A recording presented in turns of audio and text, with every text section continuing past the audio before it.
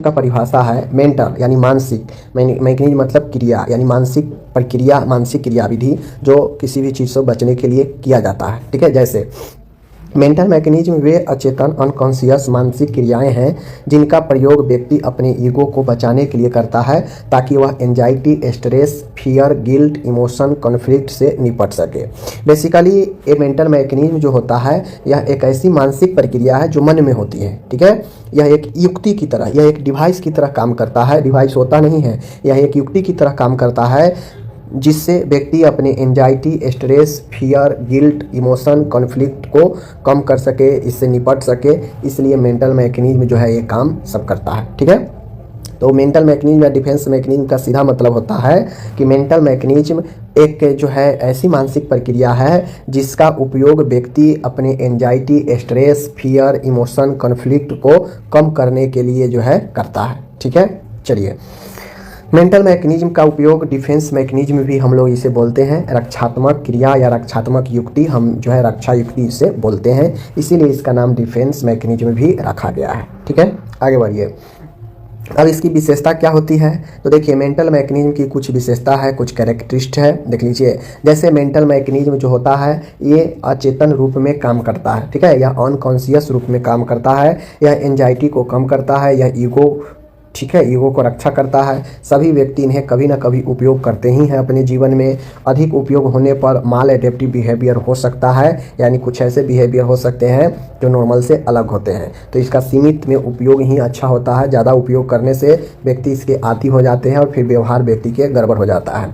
तो कुल मिला के मेंटल मैकेनिज्म जो होता है यह व्यक्ति के जीवन में काम देता है, उसे तनाव को दूर करने में, कॉन्फ्लिक्ट को दूर करने में, डर को दूर करने में, ठीक है, जीवन में सामंजस्य स्थापित करने में यह मदद करता है। ठीक है, इसका यही विशेषता है। उद्देश्य इसका यही होता है, सब लोग मेंटल मैकेनिज्म का उपयोग इसीलिए करते हैं ताकि मानसिक तनाव को कम कर सके, आत्मसम्मान बनाए रखे, इमोशनल पेन से बच सके, व्यक्ति के फंक्शनिंग में मदद करना, कार्य में मदद करना, क्योंकि बहुत सारे लोग स्ट्रेस, एंजाइटी, कॉन्फ्लिक्ट से काम प्रभावित होता है। तो ये मेंटल मैकेनिज्म उसको मदद करता है ठीक ढंग से फंक्शनिंग करने में। बात समझ गए? तो ये जो है आपका होता है, यही इसका जो है उद्देश्य है। तो उम्मीद है आपको ये समझ में आ गया होगा। ठीक है, तो बेसिकली हमने क्या समझा कि मेंटल मैकेनिज्म या डिफेंस मैकेनिज्म होता क्या है, ये कैसे काम करता है। ये कोई डिवाइस नहीं होता है, ये कोई मशीन नहीं होता है। यहाँ पे हमारा मन ही किसी भी ऐसी स्थिति से निपटने के लिए काम करता है जो डर उत्पन्न करे, जो चिंता उत्पन्न करे, जो स्ट्रेस उत्पन्न करे, जो इमोशनली वीक करे, जो कॉन्फ्लिक्ट अंतर्द्वंद उत्पन्न करे। तो इन सब स्थिति में हमारा मन ही ऐसा काम करता है जिससे हम इन सब चीज़ों से लड़ते हैं, इन सब चीज़ों को कम करते हैं। ठीक है, अब इसके लिए जो है आपको यही जो है इसका उद्देश्य होता है, समझ। तो ये सारा चीज़ मैं आपको बता दिया। अब हम लोग जो है आगे बढ़ते हैं। ठीक है, आगे कैसे बढ़ना है चलिए हम लोग देखते हैं। नेक्स्ट टॉपिक इसी में आगे बढ़ते हैं। तो अब यहाँ पे हम लोग जो देखेंगे अलग अलग प्रकार है। ठीक है ना, बहुत सारे टाइप्स है मेंटल मैकेनिज्म के, बहुत सारे टाइप्स है। मैं आपको 10 से 12 टाइप्स यहाँ पे बताऊंगा। अब इन 10 से 12 में जो भी 8-10 आप याद कर पाए जरूर याद कीजिएगा, क्योंकि मेंटल मैकेनिज्म लॉन्ग में पूछता है तो उसका डिफिनीशन, उसका उद्देश्य, उसका महत्व, उसका प्रकार सब आपको जरूर से जरूर लिखना पड़ता है। ठीक है, पहला होता है रिप्रेशन। रिप्रेशन के मतलब होता है दमन, दमन करना। इसका अर्थ क्या होता है कि किसी दुखद, डरावने या अस्वीकार विचार या अनुभव को अचेतन मन में दबा देना ताकि व्यक्ति को एंजाइटी ना हो। कहने का मतलब है रिप्रेशन मतलब होता है दमन करना, मतलब उसे न चाहते हुए भी दमित कर जाना, उसे इग्नोर करना, भूलना। जैसे देखते होइएगा व्यक्ति बहुत किसी भी चीज़ से बहुत ज़्यादा जो है भयभीत हो जाता है, डर जाता है, यहाँ तक कि भी बहुत ज़्यादा पैसा का लॉस हो जाए तो व्यक्ति चिंता होने लगता है। लेकिन बहुत ज़्यादा देर तक अगर एंजाइटी सताए तो दिक्कत होता है।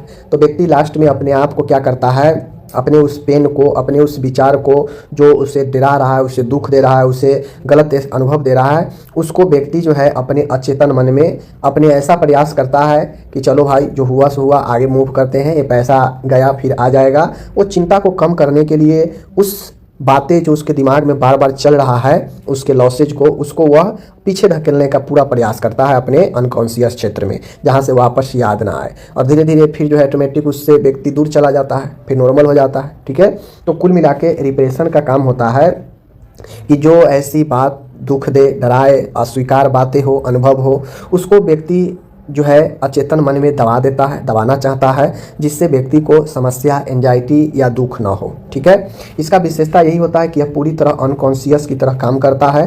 ठीक है, ना चाहते हुए भी किसी चीज़ को अपने माइंड के एक्टिव भाग से अनएक्टिव की तरफ उस बातें को धकेल देना, ताकि वो बातें बार बार दिमाग में न खटके, जिससे वो बातें के बारे में हम ना सोचूं, बातें के बारे में समस्या ना हो। ठीक है, जैसे किसी को समस्या होता है, किसी व्यक्ति किसी से धोखा मिल गया, किसी को कुछ चीज़ का लॉस हो गया, अब उसके बारे में बार बार सोच रहा है, बार बार सोच रहा है, तो लोग नहीं कहता है अरे भाई छोड़ो हटाओ, कब तक सोचोगे, कब तक इसके बारे में दुख झेलोगे, धीरे धीरे इससे भूलने का प्रयास करो। वो भी व्यक्ति धीरे धीरे समझने लगता है कि हाँ बात सही है, कब तक मैं इसके पीछे पड़ूंगा, इस चीज़ के पीछे। तो धीरे धीरे व्यक्ति ना चाहते हुए अपने माइंड को डाइवर्ट करता है, अपने माइंड में उस बातें को दूसरे तरफ फेंकता है, ताकि वापस दिमाग में वो ना आए। आता है, एक दो बार आता है, लेकिन धीरे धीरे जब ज़्यादा टाइम तक अनकॉन्शियस क्षेत्र में रहता है तो वो फिर ख़त्म हो जाता है। ठीक है, तो रिप्रेशन के मतलब होता है कि जानते हुए भी कि ये काम हमने किया है, हमसे गलतियाँ हुई हैं, हमारे मन में ये चीज़ें चल रही हैं, लेकिन उससे बचने के लिए, उससे ख़त्म करने के लिए व्यक्ति उस बात को इग्नोर करता है, उसे अनकॉन्शियस क्षेत्र में रख देता है, जहाँ से पुनः वापस उसके बारे में हम ना सोचे, ना जाएं उस टॉपिक पर, और यही रिप्रेशन होता है। मीन्स दमित कर जाना, अपने अंदर घोट के रह जाना, दमन कर लेना उस चीज़ को। ठीक है, चलिए उदाहरण के लिए आप समझ सकते हैं कि चिल्डहुड सेक्सुअल एब्यूज को याद ना रखना। जैसे अगर किसी को बचपन के समय उसके साथ सेक्सुअल हरासमेंट हुआ है, अब उस चीज़ को लेकर बार बार वो याद अगर करे तो उसका जीवन कभी भी आगे बढ़ सकता है, वह उसी में उलझते रह जाएगा और उसको जो है बार बार उस चीज़ पर, टॉपिक पर याद आएगा। तो उससे अच्छा है कि उस टॉपिक को ऐसे भूल जाए जैसे हमारे जीवन में कुछ हुआ ही नहीं था, अपने माइंड के उस एरिया में भेज दे जहाँ से बार बार याद आए ही नहीं, अनकॉन्शियस में भेज दे, अचेतन अवस्था में उस बातें को भेज दे और हम एक फ्रेश लाइफ के साथ आगे बढ़े। ठीक है, एक्सीडेंट के बाद ट्रॉमा को भूल जाना। सबके जीवन में कुछ ऐसे घटना होते हैं, ट्रॉमा होते हैं, तो एग्जाम्पल के तौर पर यहाँ पे दे रहा है कि एक्सीडेंट के बाद ट्रॉमा को भूल जाना।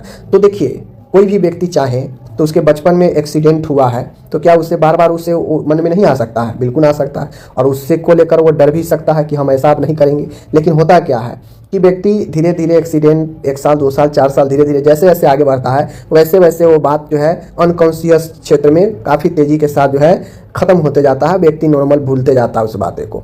तो दमन का मतलब होता है अपने अंदर हो रखे चीज़ों को भी दमित कर जाना, भूल जाना, ना चाहते हुए भी, यही रिप्रेशन होता है। ठीक है, चलिए आगे बढ़ते हैं। यह सबसे कॉमन डिफेंस मैकेनिज्म होता है जो व्यक्ति को काफ़ी ज़्यादा किसी भी चीज़ से, किसी भी स्थिति से, कंडीशन से लड़ने में मदद करता है। ओके, चलिए दूसरा पॉइंट है सप्रेशन, दबाव। सप्रेशन मतलब होता है दबाव, ठीक है ना, सप्रेस, दबाव यानी इसको दबा देना। ठीक है, नहीं कहता है कि इस बात को दबा दो, इस बात को यहीं पर जो है बंद क्लोज कर दो, होता कहता है ना लोग, वही चीज़ है। सप्रेशन का मतलब होता है दबाव देना, दबा देना। ठीक है, अर्थ जानबूझकर किसी परेशान करने वाली विचार को कुछ समय के लिए टाल देना। बात समझ गए ना? तो टाल देना का मतलब होता है कि दबा देना, कि बात को छोड़ो हटाओ यहीं पर। जैसे किसी से लड़ाई हो गया किसी बात को लेकर, तो क्या होता है, लड़ाई खत्म करना है तो उस बातें को उस क्षण के लिए उससे दबा दीजिए, टाल दीजिए, उस टॉपिक को चर्चा ही नहीं कीजिए। तो वही जो है बात सप्रेस कर जाएगा, दब जाएगा, तो बातें खत्म हो जाएगी, लड़ाई झगड़ा खत्म हो जाएंगी, चीज़ें नॉर्मल हो जाएंगी। पति पत्नी में किसी बात को लेकर बार बार लड़ाई हो रहा है, जब तक आप उस बात को सप्रेस नहीं करेंगे, नहीं उस बातें को दूर फेंकेंगे, नहीं टालेंगे, तब तक बार बार झगड़ा होगा ही होगा। तो जब भी झगड़ा हो, बातें को टाल दे, हटा दे, और धीरे धीरे वो लड़ाई खत्म हो जाती है। ठीक है ना? तो सप्रेस मतलब जो है दबा देना किसी भी मैटर को। ओके, रिप्रेशन से इसका अंतर कैसे है देख लीजिए। सप्रेशन कॉन्शियस और रिप्रेशन अनकॉन्शियस। जैसे यहाँ पे क्या था, रिप्रेशन था, दमन कर जाना, ठीक है, जो अनकॉन्शियस क्षेत्र में काम कर रहा था। लेकिन यहाँ पे क्या है, यहाँ पे जो है सप्रेशन कॉन्शियस लेवल में काम करता है। कॉन्शियस लेवल मतलब मैं जान रहा हूँ कि ये चीज़ के कारण चीज़ें समस्या हो रही है, लेकिन मैं अभी ख़त्म करना चाहता हूँ ये बातें, ये टॉपिक, ये समस्या, तो हम उसे थोड़ी देर के लिए उस मैटर को हटा दे, इग्नोर कर दे, ठीक है, उसे जो है दबा दे।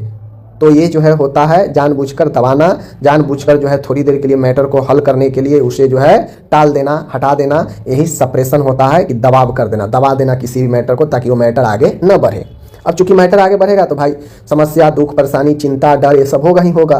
तो उसको रोकने के लिए थोड़ी देर के लिए उस टॉपिक को सप्रेस कर दे, दबा दे, ठीक है, ये चीज़ें हैं। जैसे उदाहरण के लिए एग्जाम के बाद फैमिली प्रॉब्लम पर सोचना, ड्यूटी के समय पर्सनल स्ट्रेस इग्नोर करना। तो थोड़ी देर के लिए हम किसी चीज़ को जो अभी फोकस है आगे बढ़ने के लिए, और कोई बाधा आ रहा है उसे हम टाल दे, अपने मार्ग से इग्नोर कर दे, तो वो जो है सप्रेशन होता है, दबा देना। ठीक है, दबा कर आगे निकल जाना, आगे बढ़ जाना। तीसरा है डेनियल, अस्वीकार करना। ठीक है, डेनियल का मतलब होता है अस्वीकार करना। अर्थ इसका ये है कि वास्तविक और पेनफुल सिचुएशन को मानने से इनकार करना। ठीक है, अब होता यह है कि डेनियल मतलब इनकार कर देना। जैसे हमें दुख हो रही है, हमें आभास है कि दुख हो रहा है, फिर भी हम चीज़ें को बचने के लिए हम कह देते नहीं, हमें कुछ नहीं हो रहा है। जैसे हमसे कोई पूछा, ठीक है, हमसे हमारे घर में कोई पूछा, बताओ क्या प्रॉब्लम है, क्या समस्या है, हम घोर समस्या में अभी हैं, लेकिन हम ये नहीं चाहते हैं कि हमसे और जो है दूसरे लोगों को समस्या हो, घर में लोग हमारे बारे में सोचने लगे, परेशान होने लगे, तो हम क्या करते हैं, हम जो है उससे अस्वीकार कर लेते हैं, डेनियल, इनकार कर देते हैं। ठीक है कि नहीं, हमें कुछ नहीं हो रहा है, हम बिल्कुल ठीक है, भले ही हमें कुछ बीत रहा है, कोई दर्द है, लेकिन हम उस कुछ क्षण के लिए इनकार कर देते हैं। हम सोच लेते हैं, चाहे हमारे खुद को भी हम ये चीज़ जानते हैं कि हमें ये चीज़ हो रहा है, लेकिन फिर भी हम इच्छा शक्ति से कहते हैं कि नहीं, हमें कुछ नहीं हो रहा है, ये सब ऐसे ही है, और हम जो है उस रियलिटी को मानने से इनकार करते हैं, अस्वीकार करते हैं। यही डेनियल होता है। ठीक है, कभी कभी ये उपयोग भी करना पड़ता है कि हमें कुछ होते हुए भी हम उस चीज़ को इनकार करके आगे बढ़ते हैं। ठीक है ना, तो वास्तविक और पेनफुल सिचुएशन को मानने से इनकार करना, यही डेनियल होता है, और कभी कभी ये काम में भी आता है बहुत ज़्यादा। ठीक है, कब दिखता है, तो शौक, सीरियस इलनेस, एडिक्शन, यह दिखता है। उदाहरण, टीबी पेशेंट का कहना मुझे कुछ नहीं हुआ। जैसे कोई टीबी पेशेंट है, लेकिन वो अपने आप को इच्छा शक्ति, अपने आप को रियलिटी ये दिखाना चाहता है कि हमें कुछ नहीं हुआ है। ठीक है, तो वह इनकार करेगा, नहीं मुझे कुछ नहीं हुआ है। उसी प्रकार से एल्कोहलिक का मानना कि उससे आदत नहीं है। जैसे कोई दवा प्रतिदिन जो है कुछ ना कुछ एल्कोहल ले रहा है, लेकिन वो मानना कि नहीं मैं कुछ नहीं ले रहा हूँ, ये सब झूठ बातें हैं, वो अपने आप को मानने के लिए तैयार नहीं है, वो उस चीज़ को अस्वीकार कर रहा है कि हम एल्कोहल लेते हैं डेली। ठीक है, तो रियलिटी को अस्वीकार करना, भले ही वो रियलिटी हो, लेकिन फिर भी उसे अस्वीकार करना, अपने आप को उसे नहीं मानना, यही होता है डेनियल। ठीक है ना, चलिए, लंबे समय तक डेनियल हार्मफुल होता है। अब मान के कोई एडिक्शन है, कोई लंबे समय तक एल्कोहल ले रहा है, लेकिन फिर भी वो कह रहा है नहीं हम एल्कोहल नहीं ले रहे हैं, कोई दिक्कत नहीं है, तो भाई बाद में चल के तो हानि करेगा ही करेगा। समझ गए, टीबी है लेकिन मान नहीं रहे हैं कि टीबी जो है नहीं है, थोड़ा देर के लिए नहीं माने तो चलिए, उससे दूसरे लोगों को नुकसान ना हो तो आप उसे जो है कह के कर दिए, लेकिन ज़्यादा दिन तक अगर नहीं मानेंगे तो टीबी तो नुकसान पहुँचाएगा ही पहुँचाएगा। इसलिए डेनियल लंबे समय तक के लिए हानिकारक होता है, हार्मफुल होता है। ओके, चलिए, चौथा क्वेश्चन है प्रोजेक्शन, आरोपण। आरोपण का मतलब होता है कि अपने गलत विचार, भावना या इच्छा को दूसरे पर थोप देना। प्रोजेक्शन का मतलब होता है कि जैसे हम कोई कांड किए और हम अपनी कांडों को अपने किसी दोस्त पर थोप दिए। हमने किसी का कुछ चुरा लिया लेकिन नाम किसी और को लगा दिए कि फलानवा चुराया है। ग्रुप में गए लेकिन कांड कर दिए हम और नाम लगा दिए फलाना किया। यानी कुल मिला के अपने गलत विचार कैसे बोले हम, लेकिन सामने वाला को बता दिए कि आपके बारे में फलाना कुछ बोल रहा था। यानी अपने विचारों, भावनाओं, इच्छाओं को दूसरे पर थोप देना, यही होता है प्रोजेक्शन, यानी आरोपण, यानी आरोप लगा देना कि फलाना ने किया है लेकिन किए हैं खुद। ठीक है, कारण, गिल्ट से बचने के लिए, अपने कमजोरी, अपने गिल्टी से बचने के लिए हम दूसरा का नाम लगा देते हैं। सेल्फ इमेज बचाने के लिए कि गलती हमसे हो गई है लेकिन हमारे इमेज खराब ना हो, इसलिए हम दूसरे को नाम पर थोप देते हैं कि ये फलाना ने किया है। ठीक है, तो यही प्रोजेक्शन होता है, आरोप लगा देना। उदाहरण, खुद बेईमान होकर दूसरे को डिसहोनेस्ट कहना, मतलब खुद जो है हम किसी से बेईमानी कर लिए और किसी दूसरे व्यक्ति का नाम लगा दिए कि फलानवा बेईमान है। ठीक है ना, आगे है खुद जिलस होकर कहना वह मुझसे जिलस है, यानी हम खुद जिलस है, ठीक है, लेकिन हम कह रहे हैं कि वो फलानवा हमसे जल रहा है। तो कुल मिला के ये जो है हो गया कि दूसरे अपने चीज़ों को दूसरे पर थोप देना। ठीक है, तो ये हो गया आपका प्रोजेक्शन, जो कि एक मेंटल मैकेनिज्म है। आगे है डिस्प्लेसमेंट, स्थानांतरण। डिस्प्लेसमेंट का मतलब क्या होता है कि स्थानांतरण कर देना। ठीक है ना, स्थानांतरण, एक जगह से दूसरे जगह शिफ्ट कर देना, डिस्प्लेसमेंट। अर्थ, भावनाओं को मूल स्रोत से हटाकर किसी सुरक्षित व्यक्ति या वस्तु पर निकालना। ठीक है, कहने का मतलब है, उदाहरण, डॉक्टर से डांट खाने पर नर्स का पेशेंट पर गुस्सा निकलना, बॉस पर गुस्सा, घर आकर बच्चों को मारना। ठीक है, कुल मिला के डिस्प्लेसमेंट का मतलब होता है कि हम किसी और पर गुस्सा होना चाहिए था लेकिन किसी और पर गुस्सा अपना किसी तीसरे पर निकाल दिए, तो यही होता है डिस्प्लेसमेंट। यानी हमें जाना कहीं और था लेकिन हम चले और कहीं गए। ठीक है, यही डिस्प्लेसमेंट होता है। हमारा माइंड कहीं और था लेकिन हम अपना माइंड को कहीं और ले जाकर शिफ्ट कर दिए, तो यही डिस्प्लेसमेंट होता है। डिस्प्लेसमेंट यानी सही से प्लेसमेंट नहीं होना, जहाँ पे जाना वहाँ पे नहीं जाकर किसी दूसरे जगह पर चले जाना, यही डिस्प्लेसमेंट होता है, स्थानांतरण होता है। ठीक है, तो जैसे डॉक्टर नर्स पर गुस्सा हुई और नर्स पेशेंट पर गुस्सा हो गई। कुल मिला के, ठीक है, नर्स को गुस्सा होना चाहिए डॉक्टर पर ही, क्योंकि वो डॉक्टर उस पर गुस्सा की, तो वो पेशेंट पर यानी वह दूसरे व्यक्ति पर कर दिया। ठीक है, बॉस कुछ बोला तो बॉस से अगर हम गुस्से हैं तो बॉस से गुस्से हम नहीं बताएंगे, हम जाके अपने बच्चे घर में गुस्सा निकाल देंगे। यानी हमको जहाँ चीज़ें करनी चाहिए वहाँ नहीं करके हम एक अलग डायरेक्शन में चले गए, तो यही डिस्प्लेसमेंट स्थानांतरण होता है। ठीक है, और ऐसा मेंटल मैकेनिज्म या डिफेंस मैकेनिज्म का प्रकार है। ठीक है, आगे बढ़ते हैं। आगे क्वेश्चन है रिग्रेशन, प्रतिगमन। रिग्रेशन का मतलब होता है प्रतिगमन। अर्थ क्या है? स्ट्रेस या इलनेस में व्यक्ति का बचपन जैसा व्यवहार करने लगना।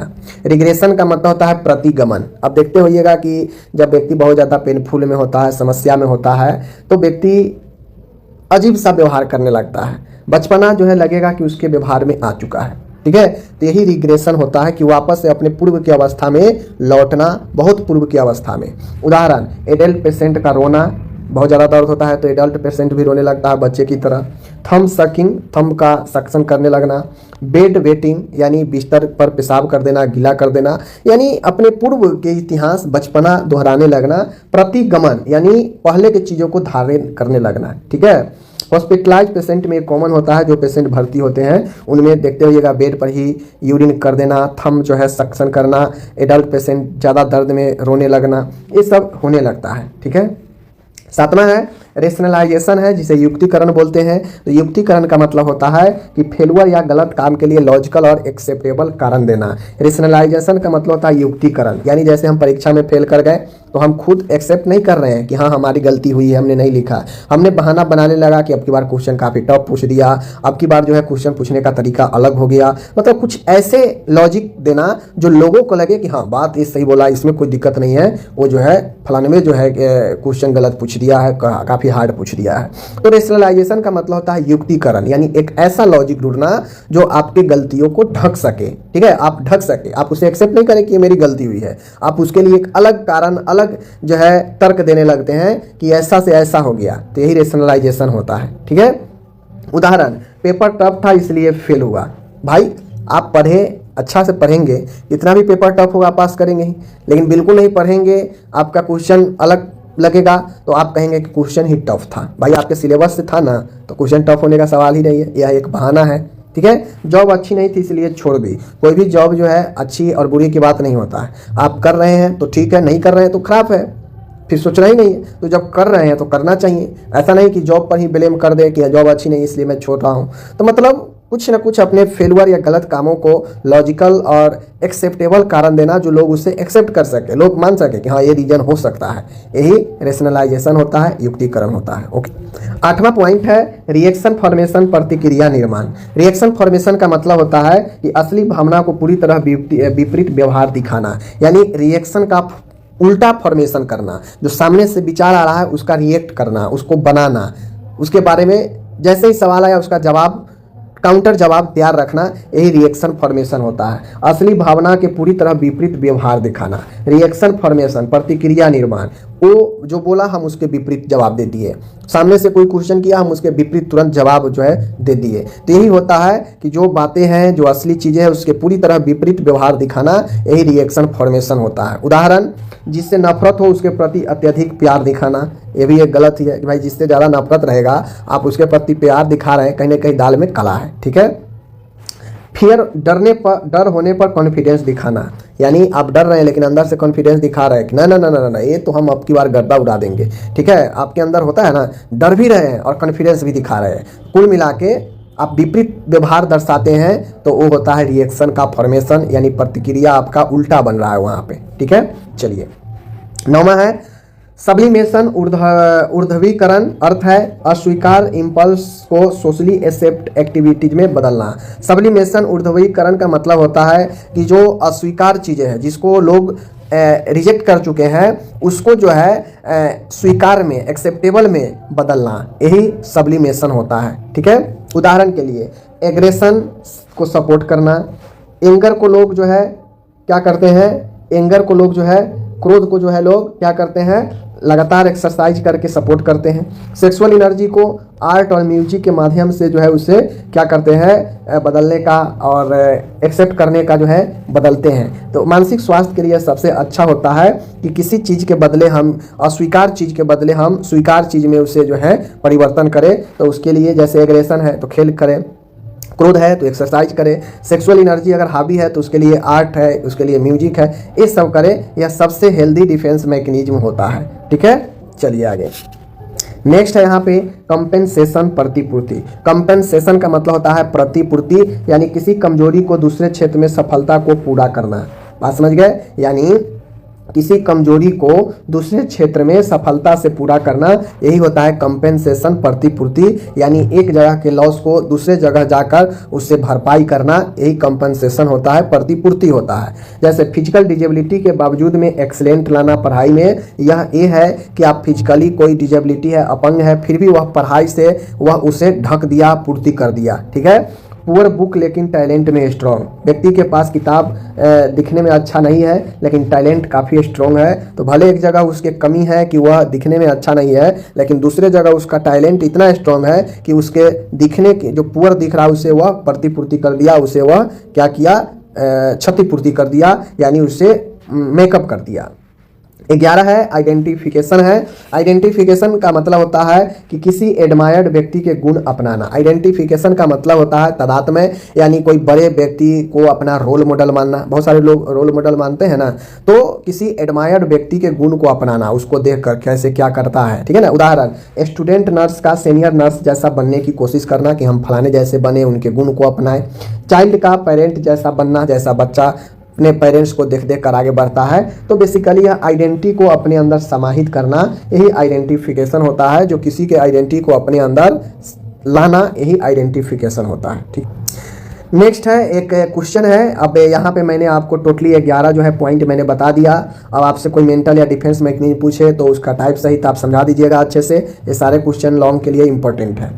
अब यहाँ पे मैं डिफेंस मैकेनिज्म या मेंटल मैकेनिज्म के नर्सिंग में क्या महत्व है इसको बता देते हैं। तो नर्सिंग में इसका महत्व ये है कि यह पेशेंट बिहेवियर को समझने में मदद करता है। कौन? मेंटल या डिफेंस मैकेनिज्म। यह कॉपी मैकेनिज्म आइडेंटिफाई करना, यानी यह क्या करता है, कॉपिंग मैकेनिज्म, यानी किसी दूसरे के प्रति जो है क्या करना, उसके आइडेंटिफाई को कॉपी करना, यह सिखाता है। थेरेपेटिक कम्युनिकेशन को इम्प्रूव करना, यानी जो उपचारात्मक स्किल है उसको इम्प्रूव करना। साइकेट्रिक डायग्नोसिस में सहायता करना। बात समझ गए? उसके बाद है पेशेंट एजुकेशन में उपयोगी चीज़ें जो है, यह मेंटल मैकेनिज्म का नर्सिंग के लिए यही इंपॉर्टेंस है। प्रश्न है मेरा यहाँ पे कि लोकतांत्रिक समाज में, मतलब हमारा जो देश है एक लोकतांत्रिक है, ठीक है, यहाँ पे जो है सबके हितों का ख्याल रखा जाता है। तो व्यक्ति के क्या मौलिक अधिकार होनी चाहिए, क्या फंडामेंटल राइट्स है, और क्या जो है फंडामेंटल ड्यूटीज है, और या फंडामेंटल रिस्पॉन्सिबिलिटी है। तो ये दोनों को 10 नंबर में पूछता है। ठीक है। अगर एक चीज़ पूछेगा तो 5 नंबर, और दोनों पूछेगा तो 10 नंबर। ठीक है। कभी कभी दोनों साथ में पूछ लेता है कि व्यक्ति का मौलिक अधिकार और मौलिक कर्तव्य के बारे में बताएं, 10 नंबर में। ठीक है। सीधा कभी कभी पूछ लेता है कि मौलिक अधिकार क्या है बताएं, या मौलिक कर्तव्य क्या है, कोई में एक भी पूछ लेता है 5 नंबर में। तो आपको ध्यान देना है कि क्या हमसे सवाल कर रहा है, उसी हिसाब से आपको जवाब देना है। ठीक है। चलिए आज हम लोग जो है फंडामेंटल राइट्स के साथ साथ में रिस्पॉन्सिबिलिटी यानी ड्यूटी भी जो है देखेंगे। चलिए इस चीज़ को समझिए। देखिए, अधिकार का मतलब होता है आपका, इस लोकतांत्रिक देश में सबका अपना अपना अधिकार है, सभी व्यक्ति का। ठीक है। सभी व्यक्तिगत लोगों का अपना अपना अधिकार है। ठीक है। तो उसमें एक व्यक्ति के क्या क्या अधिकार है जो संविधान में दिया गया है। ठीक है। जो इस संविधान को सरकार भी जो है नहीं दबा सकता है। एक आम नागरिक के जो अधिकार है वही जो है फंडामेंटल राइट्स है, हर एक व्यक्ति के लिए लागू होता है। ठीक है। वहीं पर बात किया जाए, एक व्यक्ति के हित में जो दिया गया राइट्स है, अधिकार है, वही फंडामेंटल राइट्स होता है, जिसमें व्यक्ति के हितों के बारे में संविधान में दिया गया है। ठीक है। कि व्यक्ति के लिए क्या क्या चीज़ें जो है होनी चाहिए एक व्यक्ति को। ठीक है। वहीं पर बात किया जाए कि व्यक्ति के लिए ही यह भी जो है संविधान में दिया गया कि देश के प्रति, संविधान के प्रति, राष्ट्र के प्रति, अपने राज्य के प्रति क्या जो है भूमिका होनी चाहिए, क्या कर्तव्य, क्या रिस्पॉन्सिबिलिटी होनी चाहिए। जिस प्रकार से संविधान आपको अधिकार भी देता है, उसी प्रकार से आपका एक कर्तव्य भी होना चाहिए कि आप कैसे संविधान के नियमों का पालन करते हैं, कैसे जो है आप मतलब सारे नियमों कानून को कैसे आप पालन कर रहे हैं, ये आपका कर्तव्य होता है। राष्ट्र को आगे बढ़ाने के लिए आपका जो है जिम्मेदारी बढ़ जाता है। तो ये सब आपका एक कर्तव्य, एक रिस्पॉन्सिबिलिटी होता है। और एक साइड में आपको कुछ अधिकार भी है, जिस अधिकार के कारण आप और हम या कोई भी व्यक्ति जो है कठिन से कठिन प्रश्न आप किसी नेता से, पुलिस से पूछ सकते हैं। ठीक है। अपने हकों के लिए लड़ सकते हैं, वही आपका अधिकार है। ठीक है। इस अधिकार को चाहे कोई भी सरकार आ जाए, चला जाए, कोई नहीं जो है इसको दबा सकता है। ठीक है। चलिए इसी को हम लोग देखते हैं, नागरिकों के कुछ मौलिक अधिकार है। हमारे देश में जो भी लोग रहते हैं उनका कुछ अपना अधिकार भी है। भारत के संविधान में भी अन्य देशों की भांति भारतीय नागरिक को कुछ मौलिक अधिकार दिए गए हैं। अब ये मौलिक अधिकार सभी देश का संविधान अपने अपने नागरिकों को देता है, ठीक है। उसका अपना अधिकार है व्यक्ति का, आम नागरिक का, जिसको हर एक देश के संविधान जो है अपने अपने हिसाब से दिया गया है। आप सुनते भी होइएगा कि फंडामेंटल राइट फलाने देश से लिया गया है हमारे संविधान में, ठीक है। फंडामेंटल और ड्यूटी फलाने देश से लिया गया है, ठीक है। इसी प्रकार से बहुत सारे जो तथ्य है वह हमारे संविधान में दूसरे दूसरे जो है देशों से लिया गया है और सबका कलेक्शन करके हमारा एक संविधान बनाया गया है, आपको पता होनी चाहिए। तो उसी में हमारा जो फंडामेंटल राइट्स है, अन्य देशों की जो भांति है, हमारे भारतीय नागरिकों को भी कुछ मौलिक अधिकार जो है प्राप्त है, ठीक है। यह मौलिक अधिकार जो है प्रत्येक व्यक्ति को समानता, स्वतंत्रता, न्याय, सुरक्षा प्रदान करना है। यह मौलिक अधिकार का मेन मकसद यही होता है कि किसी भी व्यक्ति को उसको जो है समानता हो, स्वतंत्रता हो, न्याय हो, सुरक्षा हो, प्रदान किया जाए, ठीक है। इसीलिए यह अधिकार जो है, अगर मान गए अगर देश के नागरिक को अगर सुरक्षा नहीं मिलता है तो वह सरकार के खिलाफ जो है क्या कर सकता है, प्रदर्शन कर सकता है, ठीक है। अगर उसे न्याय नहीं मिलता है तो देखते होइएगा कि व्यक्ति को बहुत ज़्यादा कोई शोषण कर लेता है, न्याय नहीं मिलता है तो वह ऊंचे लेवल पर जाता है, कोर्ट में जाता है, हाई कोर्ट में जाता है, सुप्रीम कोर्ट में जाता है, ठीक है। तो न्याय नहीं मिलने के कंडीशन में चीज़ें होता है। तो ये सब व्यवस्था बनाया गया है कि अगर नहीं न्याय मिलेगा तो आप अपने अधिकार के थ्रू आगे जा सकते हैं, कंप्लेन कर सकते हैं, ठीक है। तो ये सारी चीज़ें इसी अधिकार के अंदर होता है। संविधान निर्माण के समय ये अधिकार 7 थे। अब आपको याद रखना चाहिए, ये जो फंडामेंटल राइट्स है, यह संविधान जब बना था उस समय 7 था, ठीक है, 7 था। लेकिन अब जो है यह 6 के संख्या में है। अब इसे जो है 6 कर दिया गया। 6 कैसे हो गया? तो एक जो हमारा अधिकार था जिसे हम लोग संपत्ति के अधिकार कहते हैं, इसे जो है फंडामेंटल राइट्स से हटा दिया गया, ठीक है। और ये हटाया कौन से संविधान संशोधन से गया? तो 44वें संविधान संशोधन से इसे जो है हटा दिया गया। तो ये चीज़ें याद रखिएगा, ठीक है। तो ये चीज़ें हो गया आपके फंडामेंटल राइट्स। अब कौन कौन से फंडामेंटल 6 राइट है, चूँकि 7वां राइट तो संपत्ति के अधिकार हट चुका है, तो हमें 6 ही राइट्स अभी पढ़ना है। चलिए हम देखते हैं कि कौन कौन राइट्स है, और यह राइट बहुत महत्वपूर्ण है। पहला है राइट टू इक्वलिटी, समानता का अधिकार। अब हमारे भारतीय संविधान के अनुच्छेद 14 के अंतर्गत विधि के समक्ष समानता का अधिकार दिया गया, जिसमें भारत के सभी नागरिक कानून के समक्ष समान है, उनकी सुरक्षा व अपराध करने पर दंड समान रूप से लागू होता है। समानता का अधिकार का मतलब होता है कि सभी व्यक्ति पर समान कानून लागू होगा, ठीक है। सभी व्यक्ति को कोई अगर गलत करेगा तो उसको समान दंड मिलेगा। ऐसा नहीं है कि मंत्री जी साहब है तो उनको जो है समानता के अधिकार में छूट मिल जाएगा, और कोई आम पब्लिक अगर गलती करता है तो इससे सज़ा हो जाएगा, ठीक है। ऐसा नहीं है। कानून में ये कहा गया है कि सभी को एक समान नज़रिए से देखा जाएगा, सबको इक्वलिटी जो है होना होगा, सब में समानता का जो है भाव होनी चाहिए, ठीक है। ये जो है देखा गया। उसके बाद है ये कहा गया समानता के अधिकार में कि धर्म हो, जाति हो, लिंग हो, स्थान हो, इसके आधार पर किसी भी व्यक्ति के साथ कोई भी भेदभाव नहीं किया जा सकता है। समानता के अधिकार में ये कहा गया, चाहे कोई व्यक्ति किसी भी धर्म से क्यों ना हो, कोई जाति से क्यों नहीं हो, चाहे वह स्त्री पुरुष या ट्रांसजेंडर ही क्यों ना हो, या कोई जगह पर दूसरे जगह का ही क्यों नहीं हो, इन तमाम ऐसे चीज़ों पर के आधार पर भेदभाव नहीं किया जा सकता है। जैसे आप लोग विदेशों में देखते होइएगा काला गोरा, ठीक है, स्त्री पुरुष, इस सब में भेदभाव चलता है ना। तो हमारे संविधान में कहा गया कि समानता के अधिकार यह कहता है कि किसी भी व्यक्ति से कोई भी व्यक्ति जो है भेदभाव नहीं करेगा। अगर वह भेदभाव करता है तो यह कानूनी दंडनीय है, अपराध है यह, ठीक है। तो ये चीज़ें पहला पॉइंट हो गया।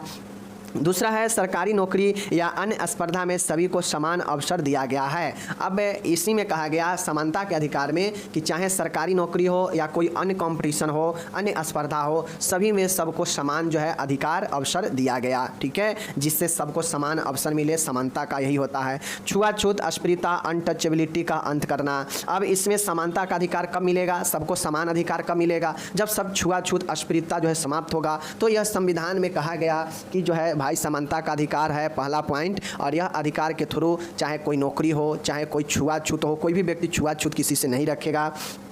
सरकारी नौकरी या अन्य स्पर्धा, अन्य कंपटीशन में सबको समान अवसर दिया जाएगा, ठीक है। उसके बाद कहा गया कि कोई भी व्यक्ति किसी से जाति, लिंग, स्थान, ठीक है, इस सब के ऊपर भेदभाव नहीं करेगा, समझ गए। दूसरा है राइट टू फ्रीडम, स्वतंत्रता का अधिकार। सभी व्यक्ति को स्वतंत्रता का अधिकार दिया गया है। हमारा संविधान जो है व्यक्ति को स्वतंत्र रहने का आज़ादी देता है, ठीक है, कि भाई तुम जहाँ मन हो जाओ, जहाँ मन हो घूमे, ठीक है, जहाँ मन अपना घर बनाओ, जहाँ मन जो चीज़ करो पूरे भारत में, यह हमारा संविधान जो है सबको फ्रीडम देता है, आज़ादी, स्वतंत्रता देता है, ठीक है। तो स्वतंत्रता के अधिकार सभी व्यक्ति को है। जो व्यक्ति जहाँ चाहे जा सकता है, रह सकता है, उसके साथ कोई जोर ज़बरदस्ती नहीं कर सकता है। जो मन वह पहन सकता है, जो मन खा सकता है, जिसके मन घूम सकता है, ठीक है। यह स्वतंत्रता के अधिकार है। किसी को स्वतंत्रता को, फ्रीडम को आप नहीं दबा सकते हैं। इसीलिए आप लोग देखते होइएगा आजकल होता क्या है कि समाज के नज़रिए से अगर कोई पत्नी शादी हो जाता है किसी लड़की को, और वह लड़की अपने पति के साथ नहीं किसी दूसरे के साथ अगर घूमते हुए देख लिया जाता है तो उसके घर में कलेश हो जाता है। लेकिन संविधान में ऐसा नहीं है। संविधान कहता है भाई फ्रीडम है, घूमेगा, आज़ादी है, स्वतंत्रता है, सबको अपना अपना स्वतंत्रता का अधिकार है, इसमें कोई हस्तक्षेप नहीं कर सकता है। लेकिन समाज के नज़रिए से गलत होता है कि कोई के पत्नी किसी के साथ घूम रहा हो, ठीक है, कोई का हस्बैंड किसी के साथ घूम रहा हो, तो ये सब गलत होता है समाज के नज़रिए से। लेकिन संविधान कहता है नहीं नहीं, ये सब गलत बात है। सबके साथ जो है फ्रीडम, आज़ादी है, जिसको मन जहाँ जाए, जिसको मन जहाँ जो है घूमे फिरे, कोई दिक्कत नहीं है, ठीक है। यही कहता है कि ए नंबर में है भारत में कहीं भी यात्रा या निवास का अधिकार है, फ्रीडम है, ठीक है। भारत में कहीं भी संपत्ति खरीदने या बेचने का अधिकार है, ठीक है। सी नंबर है शांतिपूर्वक शस्त्र विहीन प्रदर्शन का अधिकार है। अब हमारे संविधान में यह भी जो है अधिकार दिया गया व्यक्ति को कि मान गए सरकार, मंत्री या कोई ऐसे अधिकारी हमारे जो है चीज़ों को दबा रहा है, हमारे चीज़ों को जो है ख़त्म कर रहा है, तो हम चाहें तो उसके विरुद्ध में सशस्त्र विहीन मतलब वेपन लॉस मतलब बिना कोई अस्त्र शस्त्र के शांतिपूर्ण तरीके से प्रदर्शन कर सकते हैं। यह अधिकार है, ठीक है। भाषण व प्रकाशन की स्वतंत्रता का अधिकार है। अब इसमें प्रेस का आप लोग देखते होइएगा कि सरकार कितना भी प्रचंड क्यों नहीं हो, कितना भी शक्तिशाली क्यों ना हो, लेकिन वह अपने देश के प्रेस को, प्रेस मीडिया को, अखबार मीडिया किसी को जो है वह न्यूज़ चैनल को नहीं जो है दबा सकता है। क्यों? क्योंकि संविधान में यह कहा गया है कि भाषा और प्रकाशन वही पब्लिकेशन का आज़ादी है, स्वतंत्रता है। कोई भी व्यक्ति, कोई भी न्यूज़ चैनल कुछ भी चाहे तो वह जो है सरकार से सवाल कर सकता है, सरकार के विरुद्ध में छाप सकता है चीज़ों को, ठीक है। उसके बाद है संस्था या संघ बनाने की स्वतंत्रता। कोई भी व्यक्ति को यह जो है आज़ादी है कि वह चाहे तो अपना संगठन बना सकता है, अपना कोई ऑर्गेनाइजेशन खोल सकता है। तो यह सब बनाने का जो है स्वतंत्रता सबको मिला गया है, ठीक है। कहीं भी कोई भी व्यक्ति जाकर व्यवसाय कर सकता है, कोई भी व्यक्ति कहीं जाकर घूम सकता है। नज़रबंदी के विरुद्ध अपील करने की स्वतंत्रता है। अगर कोई व्यक्ति किसी को नज़रबंद कर लेता है, नज़रबंद बना देता है, तो उसके विरुद्ध अपील करने का जो है अधिकार है। तो ये सब स्वतंत्रता का अधिकार है, फ्रीडम के अधिकार है, ठीक है। आगे चलिए। अब तीसरा है शोषण के विरुद्ध अधिकार, राइट अगेंस्ट एक्सप्लोशन, ठीक है, एक्सप्लोटेशन, ठीक है, एक्सप्लोटेशन, शोषण के विरुद्ध अधिकार। मान गए कोई व्यक्ति किसी को ज़बरदस्ती जबरन काम करा रहा है, ठीक है, कोई व्यक्ति जो है किसी चीज़ को करने के लिए ज़बरदस्ती मजबूर कर रहा है, किसी दूसरे धर्म को मानने के लिए मजबूर कर रहा है, तो यह सब जो है गलत है संविधान के नज़रिए से। तो कहता है शोषण के विरुद्ध अधिकार जो है हमारे संविधान दिया गया है कि कोई अगर आपको शोषण करे तो आप इसके विरुद्ध में खड़ा हो जाएं, ठीक है, यह आपका अधिकार है, ठीक है ना। चलिए आगे देखिए क्या कहता है इसमें।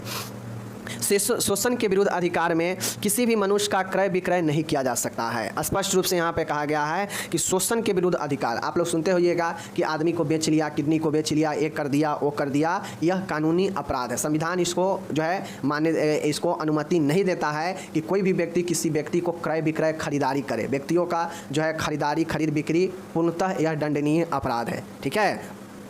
तो यहाँ पहला पॉइंट यही हो गया, यह शोषण के विरुद्ध अधिकार है। किसी भी व्यक्ति का अगर नहीं मन होगा तो आप उसको जो है उसके साथ कोई जोर ज़बरदस्ती नहीं कर सकते हैं। किसी भी मनुष्य को दास, गुलाम, बंदी के रूप में नहीं रखा जा सकता है। शोषण के विरुद्ध अधिकार, अगर कोई व्यक्ति को आप ज़बरदस्ती अपना गुलाम बनाते हैं, आप दास अपना नौकर बनाते हैं ज़बरदस्ती, ठीक है, ज़बरदस्ती उसको अपने रूम में बंद करके रखते हैं, काम करवाते हैं, यह सब गलत है। यह संविधान मान्यता नहीं देता है कि आप किसी व्यक्ति को जबरन अपना दास बनाएं, अपना गुलाम बनाएं, बंदी बना के रखें। यह जो है कानूनी अपराध है, ठीक है। तो यह सब एक शोषण के जरिया है कि किसी भी व्यक्ति को दास बना लिए, किसी को गुलाम बना लिए, किसी को बंदी बना लिए, ठीक है, यह सब जो है आपके शोषण के अंदर आता है। किसी को शोषण नहीं कर सकते हैं। किसी से उसकी कमाई ज़बरदस्ती नहीं ली जा सकती है। अगर आपके कमाई को कोई ज़बरदस्ती मारता है, कोई आपके कमाई को ज़बरदस्ती छीनना चाहता है, चाहे आप किसी कंपनी में, किसी संस्था में आप काम करते हैं, आपका महीना 18,000 का है और कंपनी जो है आपके पास कोई प्रूफ है कि हाँ कंपनी हमें 18,000 पर हायर की है, रखी है और अब कंपनी 15,000 की ही दे रही है, तो आप अपने कंपनी के विरुद्ध लड़ सकते हैं, कंपनी को 18,000 देना पड़ेगा, ठीक है। तो यह जो होता है कि आप किसी भी व्यक्ति से ज़बरदस्ती उसके कमाई को नहीं छीन सकते हैं, नहीं ली जा सकती है, यही शोषण के विरुद्ध अधिकार है। अगर आप उसके कमाई को ज़बरदस्ती लेते हैं तो यह शोषण करना होता है, ठीक है। डी नंबर है 14 वर्ष से कम आयु के बच्चों से व्यवसायिक काम नहीं करवाया जा सकता है।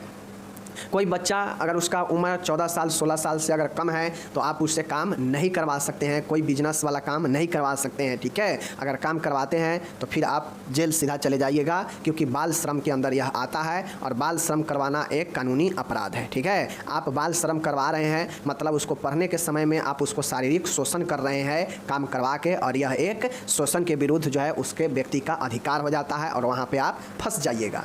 तो इस प्रकार से यह डी ऑप्शन हो गया, और इतना जो है शोषण के विरुद्ध अधिकार में ये सब चीज़ें हैं, ठीक है।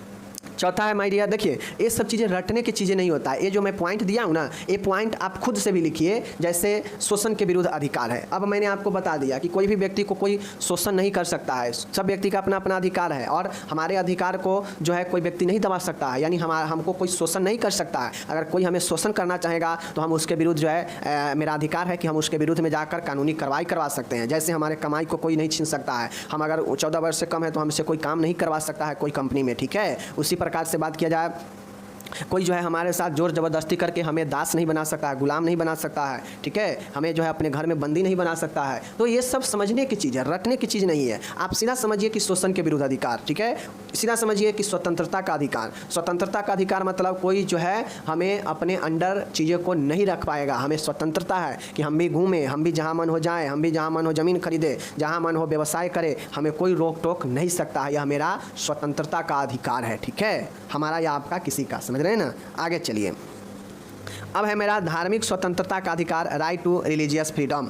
अब हमारे जो क्या बोलते हैं, जो हमारा संविधान है उसमें एक बड़ी अच्छी बात ये भी दी गई, ये भी ख्याल रखा गया कि हमारे देश में अलग अलग धर्म के लोग रहते हैं, ठीक है। आप लोग आजकल देखते होइएगा कि धर्म पे बहुत जोरों शोरों से बात हो रही है, कोई धर्म को गाली देता है किसी धर्म को, तो कोई धर्म के पक्ष में खड़ा होता है, ठीक है। तो गाली देने वाला जो है वो नहीं जान रहा है कि स्वतंत्रता का अधिकार सभी व्यक्ति का अपना अपना है। जो हिंदू धर्म को माने, जो सनातन धर्म को माने, उसका अपना अधिकार है कि वह जो है अपने धर्म को मानने के लिए एकदम फ्रीडम है उससे, वह जहाँ चाहे जिस मंदिर में चाहे जाकर पूजा कर सकता है, कोई उससे प्रेशर नहीं कर सकता है कि हाँ तुम पूजा नहीं करो, तुम्हें नहीं करना है, ये सब नहीं चलेगा किसी का, ठीक है। यह व्यक्ति का अपना फ्रीडम होता है, यह व्यक्तिगत फ्रीडम है। राइट्स क्या है, व्यक्तिगत फ्रीडम देता है कि आप अधिकार है, व्यक्तिगत अधिकार है व्यक्ति का कि अगर आप किसी को धर्म को दबाइएगा तो आवाज़ उठा सकता है, ठीक है। तो सबको अपने अपने धर्म के विरुद्ध स्वतंत्रता है, वह चाहे अपने धर्म का प्रचार करे प्रसार करे, ठीक है, लेकिन वह अपने धर्म को प्रचार प्रसार करे, लेकिन वह दूसरे धर्म के प्रति गलत बोलना या गलत नहीं बोल सकता है, ठीक है। तो यह जो है धार्मिक स्वतंत्रता का अधिकार सभी व्यक्ति का है, और इस अधिकार में कोई भी व्यक्ति किसी भी धर्म का पालन कर सकता है, प्रसार कर सकता है, ठीक है। कोई भी व्यक्ति किसी धर्म को पालन कर सकता है, उसका प्रचार कर सकता है, इसमें कोई जो है दिक्कत वाली बातें नहीं है। व्यक्तियों को धार्मिक संस्थाओं के निर्माण का अधिकार है। जैसे कोई भी व्यक्ति अगर चाहता है कि हम धार्मिक संगठन बनाएं, बिल्कुल बना सकता है। कोई चाहे हम धार्मिक एक अच्छा सा मंदिर बनाएं, बिल्कुल बना सकता है। कोई चाहे कि धार्मिक धर्मशाला बनाएं, बिल्कुल बना सकता है। ये सब चीज़ें धार्मिक काम धार्मिक नाम पर करने का बिल्कुल छूट है, अधिकार है संविधान में, ठीक है। सरकारी स्कूल में धार्मिक शिक्षा नहीं दी जाएगी, ठीक है। यहाँ पे ये कहा गया कि किसी भी सरकारी स्कूल में कोई धार्मिक शिक्षा नहीं दी जाएगी, ठीक है ना। ये भी बातें हैं, क्योंकि एक धर्म का शिक्षा दिया जाएगा तो दूसरा धर्म वाला कहेगा कि मेरे धर्म को भी इस यहाँ पे पढ़ाया जाए, ठीक है ना। डी नंबर है, किसी भी व्यक्ति का धर्म परिवर्तन नहीं करवाया जा सकता, ठीक है। जबरन, यहाँ पे जबरन करा है, ठीक है, ध्यान दीजिएगा। अब धार्मिक स्वतंत्रता का मतलब ये नहीं है कि आप किसी भी व्यक्ति को जो है ज़बरदस्ती कहिएगा कि नहीं तुम ये धर्म से इस धर्म में चले जाओ, इस धर्म से इस धर्म में जो है तुम बदल लो। अगर ज़बरदस्ती कर रहा है और वो व्यक्ति कंप्लेन कर दिया कि हमें ये व्यक्ति ज़बरदस्ती लोभ दे रहा है, ज़बरदस्ती जबरन कर रहा है कि आ जाओ मेरे धर्म में, तो वह व्यक्ति कंप्लेन कर देगा तो सीधा अंदर चला जाएगा, ठीक है। यह सब व्यक्ति का अपना अपना अधिकार है कि वह अपने धर्म को स्वतंत्रता से माने, वह चाहे जहाँ जाए प्रचार प्रसार करे, ठीक है। लेकिन ये नहीं कर सकता है कि वह किसी दूसरे व्यक्ति को अपने धर्म में लाने के लिए ज़बरदस्ती करने लगे, यह नहीं चलता है, ठीक है। हर व्यक्ति अपने धर्म को पालन व दूसरे धर्म का सम्मान करे। ये जो है कहा गया, संविधान में कहा गया है कि हर व्यक्ति अपने धर्म को माने, सही बात है, ठीक है, जिसको जो धर्म मन है माने।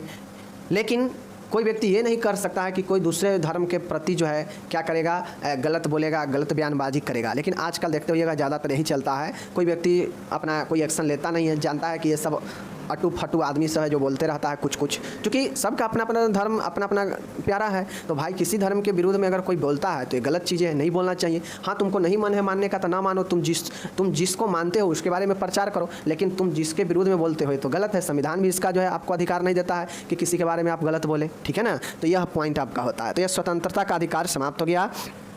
पाँचवा में है सांस्कृतिक व शिक्षा संबंधी अधिकार। सांस्कृतिक व शिक्षा संबंधी अधिकार का मतलब है कि कल्चर व एजुकेशन का राइट। सभी व्यक्ति को, प्रत्येक व्यक्ति को अपनी जाति, संस्कृति, भाषा, लिपि सुरक्षित रखने का अधिकार दिया गया है।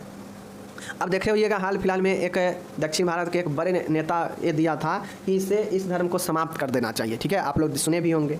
तो देखिए, लोग कहता है कि गरीब आदमी को जल्दी सज़ा हो जाता है, जल्दी क्विक एक्शन हो जाता है, और ये बातें बिल्कुल सही भी है। वही जिस तरीक़ा से वो व्यक्ति बोला जो एक नेता था, अगर उस जगह पर कोई दूसरे आम व्यक्ति बोला होता ना तो उसको 6 महीना साल भर के लिए जो है जेल में रख दिया जाता, समझ गए। लेकिन वह मंत्री था, उसका पिताजी मुख्यमंत्री था, इस कारण से जो है उसको लोग क्या करा, कुछ नहीं, लोग तो विरोध किया ही, लेकिन कानून उसके लिए ठंडा फीका पड़ गया, जो कि एक गलत बात है, नहीं होनी चाहिए। क्योंकि एक जगह पर हमारा संविधान कहता है कि सबको समानता का अधिकार मिलेगा, उसके पद, उसके जाति, धर्म, उसके कोई भी चीज़ देखकर उससे भेदभाव नहीं किया जाएगा, ठीक है। लेकिन यहाँ पे देखिए भेदभाव ही होता है, अगर कमज़ोर रहता तो सज़ा हो जाता, लेकिन वो मंत्री था, मुख्यमंत्री के बेटा था, तो कुछ नहीं हुआ उसको। तो ये चीज़ें हैं, क्यों? क्योंकि ये सभी व्यक्ति का है कि वह किसी भी व्यक्ति को, किसी भी जो है भाषा, धर्म, ठीक है, संस्कृति, लिपि, ये सब सुरक्षित रखने का अधिकार जो है सभी व्यक्ति को दिया गया है। सब व्यक्ति अपने अपने भाषा, अपने अपने संस्कृति, जाति को सुरक्षित रखने के लिए काम कर सकता है। लेकिन वो क्या किया, वो कह रहा था ख़त्म कर दीजिए, सनातन धर्म डेंगू की तरह है, ख़त्म कर दीजिए। कितना बड़ा बयान था, समझ सकते हैं ना। तो एक प्रकार से वो दूसरे धर्म को क्या किया था, नीचा दिखाया था, वह ख़त्म करने की बात कह रहा था। तो और साथ में वह दूसरे धर्म को, चूँकि वह दूसरे धर्म को अपना चुका है और वह बोल रहा था सनातन को। तो ये सारे चीज़ें आजकल हो रहे हैं जो नहीं होनी चाहिए, ठीक है। चलिए, बी नंबर है, प्रत्येक व्यक्ति सरकारी स्कूल या कॉलेज में शिक्षा प्राप्त कर सकता है। संस्कृति शिक्षा संबंधी अधिकार का मतलब है कि सभी व्यक्ति को शिक्षा संबंधी सभी सरकारी कॉलेज, स्कूल में शिक्षा प्राप्त करने का अधिकार है। कोई व्यक्ति ये नहीं कह सकता कि हाँ तुमको कॉलेज में एडमिशन नहीं होगा, ठीक है, ऐसा नहीं। अगर उसमें मेरिट है तो क्यों नहीं एडमिशन होगा, बिल्कुल होगा, ठीक है। तो ये चीज़ें होता है। अल्पसंख्यकों द्वारा शैक्षणिक संस्थानों की स्थापना व संचालन उनकी संस्कृति के अनुसार करना, ठीक है। अब यहाँ पे संविधान में यह भी कहा गया कि भाई मेरे संस्कृति और शिक्षा का अधिकार तो हम दे रहे हैं, लेकिन जो अल्पसंख्यक होंगे, मतलब जो इस देश में कम संख्या में होंगे, वह अपने अनुसार जो है अपने संस्कृति के बचाने के लिए वह अपने शैक्षणिक संस्थानों का स्थापना व संचालन वह अपने अनुसार कर सकता है। जो अल्पसंख्यक है, जैसे क्रिश्चियन हो गया, ठीक है, मोहम्मदन हो गए, मुस्लिम धर्म हो गए, ठीक है ना, इस्लाम धर्म, उसी प्रकार से क्रिश्चियन हो गया, बौद्ध हो गया, यह सब इस इंडिया में अल्पसंख्यक ही माना जाता है। तो ऐसे में ये लोग चाहें तो अपने हिसाब से कोई शिक्षण संस्थान अपने संस्कृति के हिसाब से चला सकते हैं, कोई दिक्कत नहीं, ठीक है। चलिए, ये हो गया। अब मेरा आखिरी यहाँ पे बच गया संवैधानिक उपचारों का अधिकार, ठीक है, राइट टू कॉन्स्टिट्यूशनल रेमिडीज, ठीक है, संवैधानिक उपचारों का अधिकार बहुत इंपॉर्टेंट है, 6वां अधिकार। डॉक्टर भीमराव अम्बेडकर के अनुसार संवैधानिक उपचारों का होना समस्त संविधान का आत्मा है। संवैधानिक, ठीक है ना, संवैधानिक उपचारों का होना जो है BR अम्बेडकर जी ने बताया कि संवैधानिक उपचारों का होना एक प्रकार से समस्त संविधान का यह जो है आत्मा माना जाता है, ठीक है। इसके अनुसार प्रत्येक नागरिक को यह अधिकार है कि वह अपने अधिकारों के हनन होने की स्थिति में वह सरकार के विरुद्ध उच्च न्यायालय, हाई कोर्ट या उच्चतम न्यायालय, सुप्रीम कोर्ट में जा सकता है। संवैधानिक उपचारों का होना का मतलब है कि इससे BR अम्बेडकर ने संविधान का आत्मा कहा, ठीक है। अब इसके अनुसार होगा ये कि अगर कोई सरकार आपके अधिकारों को दबाना चाहे, आपके जो भी राइट्स है उसको दबाना चाहे, तो इसके विरुद्ध में आप सरकार के विरुद्ध में जो है हाई कोर्ट या सुप्रीम कोर्ट जा सकते हैं, ठीक है। अतः न्यायालय का कर्तव्य है कि वह नागरिकों के अधिकार की रक्षा करे। यह अधिकार संविधान की आत्मा या हृदय कहलाता है। अब मान गए अगर सच में कोई राज्य के सरकार किसी पूरे संपूर्ण प्रदेश के जो है व्यक्तियों के अधिकार को मारने का प्रयास कर रहा है, तो उस कंडीशन में अगर प्रदेश के लोग अगर हाई कोर्ट जाए, सुप्रीम कोर्ट जाए, तो वहाँ पे जो है न्यायालय के कर्तव्य बनता है कि वह नागरिकों को जो है अधिकारों की रक्षा करे, और जो सरकार उसके अधिकारों का हनन दबाना चाहता है उसके विरुद्ध में कार्रवाई करे, ठीक है। तो सबसे ऊपर कौन होता है? न्यायालय होता है। सरकार वरकार भी कुछ नहीं होता है न्यायालय के सामने, ठीक है। क्योंकि जब समय आता है तो सरकार भी अंदर चला जाता है, सरकार से भी सवाल जवाब होता है। तो सबसे बड़ा न्यायालय, समझ गए, हाई कोर्ट, उच्च न्यायालय और उच्चतम न्यायालय, सुप्रीम कोर्ट, ठीक है।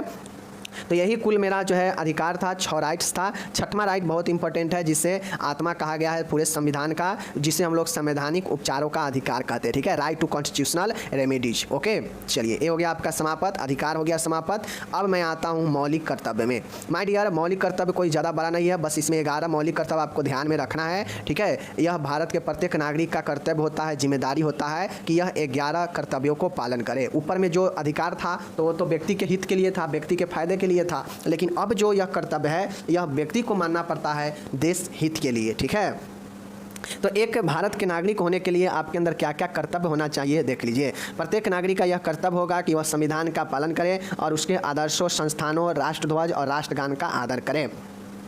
आप लोग देखते होइएगा, कोई भी व्यक्ति अगर राष्ट्रध्वज का, राष्ट्रगान का अवहेलना करता है तो उसके विरुद्ध में क्या होता है, क्या केस चलने लगता है और व्यक्ति जो है चक्कर काटने लगता है न्यायालय का और जेल की हवा खाने लगता है, ठीक है। क्यों? क्योंकि जिस प्रकार से आपको संविधान अधिकार दिया है आपके लिए, उसी प्रकार से आपका भी यह कर्तव्य बनता है कि आप देश के जो है कर्तव्य निभाएं, संविधान का पालन करें, उसके आदर्शों को, उसके संस्थानों को, राष्ट्रीय ध्वज को, राष्ट्रगान को, ये सब का आदर करें, ठीक है। बी नंबर है स्वतंत्रता के लिए हमारे राष्ट्रीय आंदोलन को प्रेरित करने वाले उच्च आदर्शों को हृदय में संजोग रखें और उनका पालन करें। जैसे महात्मा गांधी हो गए, चंद्रशेखर आज़ाद, भगत सिंह, वीर कुंवर सिंह, जो लोग मतलब आज़ादी में हिस्सा लिए और वह अपना बलिदान दे दिए इसी में जो है, इसी स्वतंत्रता दिलाने के लिए, उन लोगों को आदर्श बना के हृदय में रखें और पालन करना चाहिए उनके आदर्शों को। यह जो है आपका कर्तव्य है, ठीक है। भारत एक प्रभुत्ता, एकता और अखंडता की रक्षा करे और उसे अक्षुण्ण रखे, ठीक है। अब संविधान में एक कर्तव्य है, आपको मानना चाहिए कि भारत को प्रभुत्व, एकता और अखंडता, अखंडता मतलब कभी खंड ना होने दे, ऐसे रक्षा करे और उसे जो है अक्षुण्ण रखे, ठीक है। देश की रक्षा करें, आपका यह कर्तव्य है कि आपको समय पड़ने पर जब आपका जरूरी हो तो आप देश के लिए खड़ा हो, देश के लिए रक्षा करें, ठीक है। ई नंबर में है भारत के सभी लोगों में समरसता और समान प्रभुत्व की भावना का निर्माण करें। अब आप लोग जो भी लोग आपस में रहते हैं वह आपस में भाईचारा बनाएं, ठीक है। समरसता और समान भ्रातृत्व मतलब भाईचारा की भावना का निर्माण करें एक दूसरे में, यह भी आपका कर्तव्य बनता है। हमारी सामाजिक संस्कृति की गौरवशाली परंपरा का महत्व समझें और उसका निर्माण करें। अब हमारे समाज में जो भी सांस्कृतिक, जो भी गौरवशाली ट्रेडिशनल परंपरा है उसके महत्व को समझें और उसका निर्माण करें। लेकिन आजकल देखिए क्या होता है कि आज का लोग अपने परंपरा को, अपने संस्कृति को छोड़कर वेस्टर्न कल्चर पर गौरवशील महसूस करता है, गौरवान्वित महसूस करता है, और हमारे और आपके जो ट्रेडिशनल चीज़ें हैं उसको लोग भुलाते जा रहा है, ठीक है। आगे देखिए, प्राकृतिक पर्यावरण की रक्षा और उसका संवर्धन करें। आपको यह जिम्मेदारी है कि आप जो है पर्यावरण की क्या करें, रक्षा करना है आप ही को और उसका विकास आप ही को करना है, ठीक है, दूसरा कोई करने आएगा नहीं। एच नंबर में है वैज्ञानिक दृष्टिकोण और ज्ञानार्जन की भावना का विकास करें। यह कर्तव्य है कि देश में वैज्ञानिक मतलब साइंटिफिक जो है अटेंशन को बढ़ाएं और ज्ञान अर्जन करें, ऐसे भावना का विकास करें, ठीक है। यही संविधान में कहा गया है कि साइंस के चीज़ों को बढ़ाना चाहिए और अपने ज्ञान को जो है विकास को भी भावना से बढ़ाना चाहिए। आई नंबर का है सार्वजनिक संपत्ति को सुरक्षित रखें, मतलब सरकारी सेक्टर का जो सबके लिए है, सार्वजनिक है, सबके लिए है, वैसे संस्थानों हो या वैसे संपत्ति हो उसको सुरक्षित रखें। इसीलिए देखते होइएगा लिखा रहता है कहीं कहीं पे कि सरकारी संपत्ति को नुकसान पहुंचाने के एवज में जो है सजा हुआ, ये हुआ, वो हुआ, ठीक है। तो यही कहता है सार्वजनिक संपत्ति को आपको सुरक्षित रखना है, ठीक है।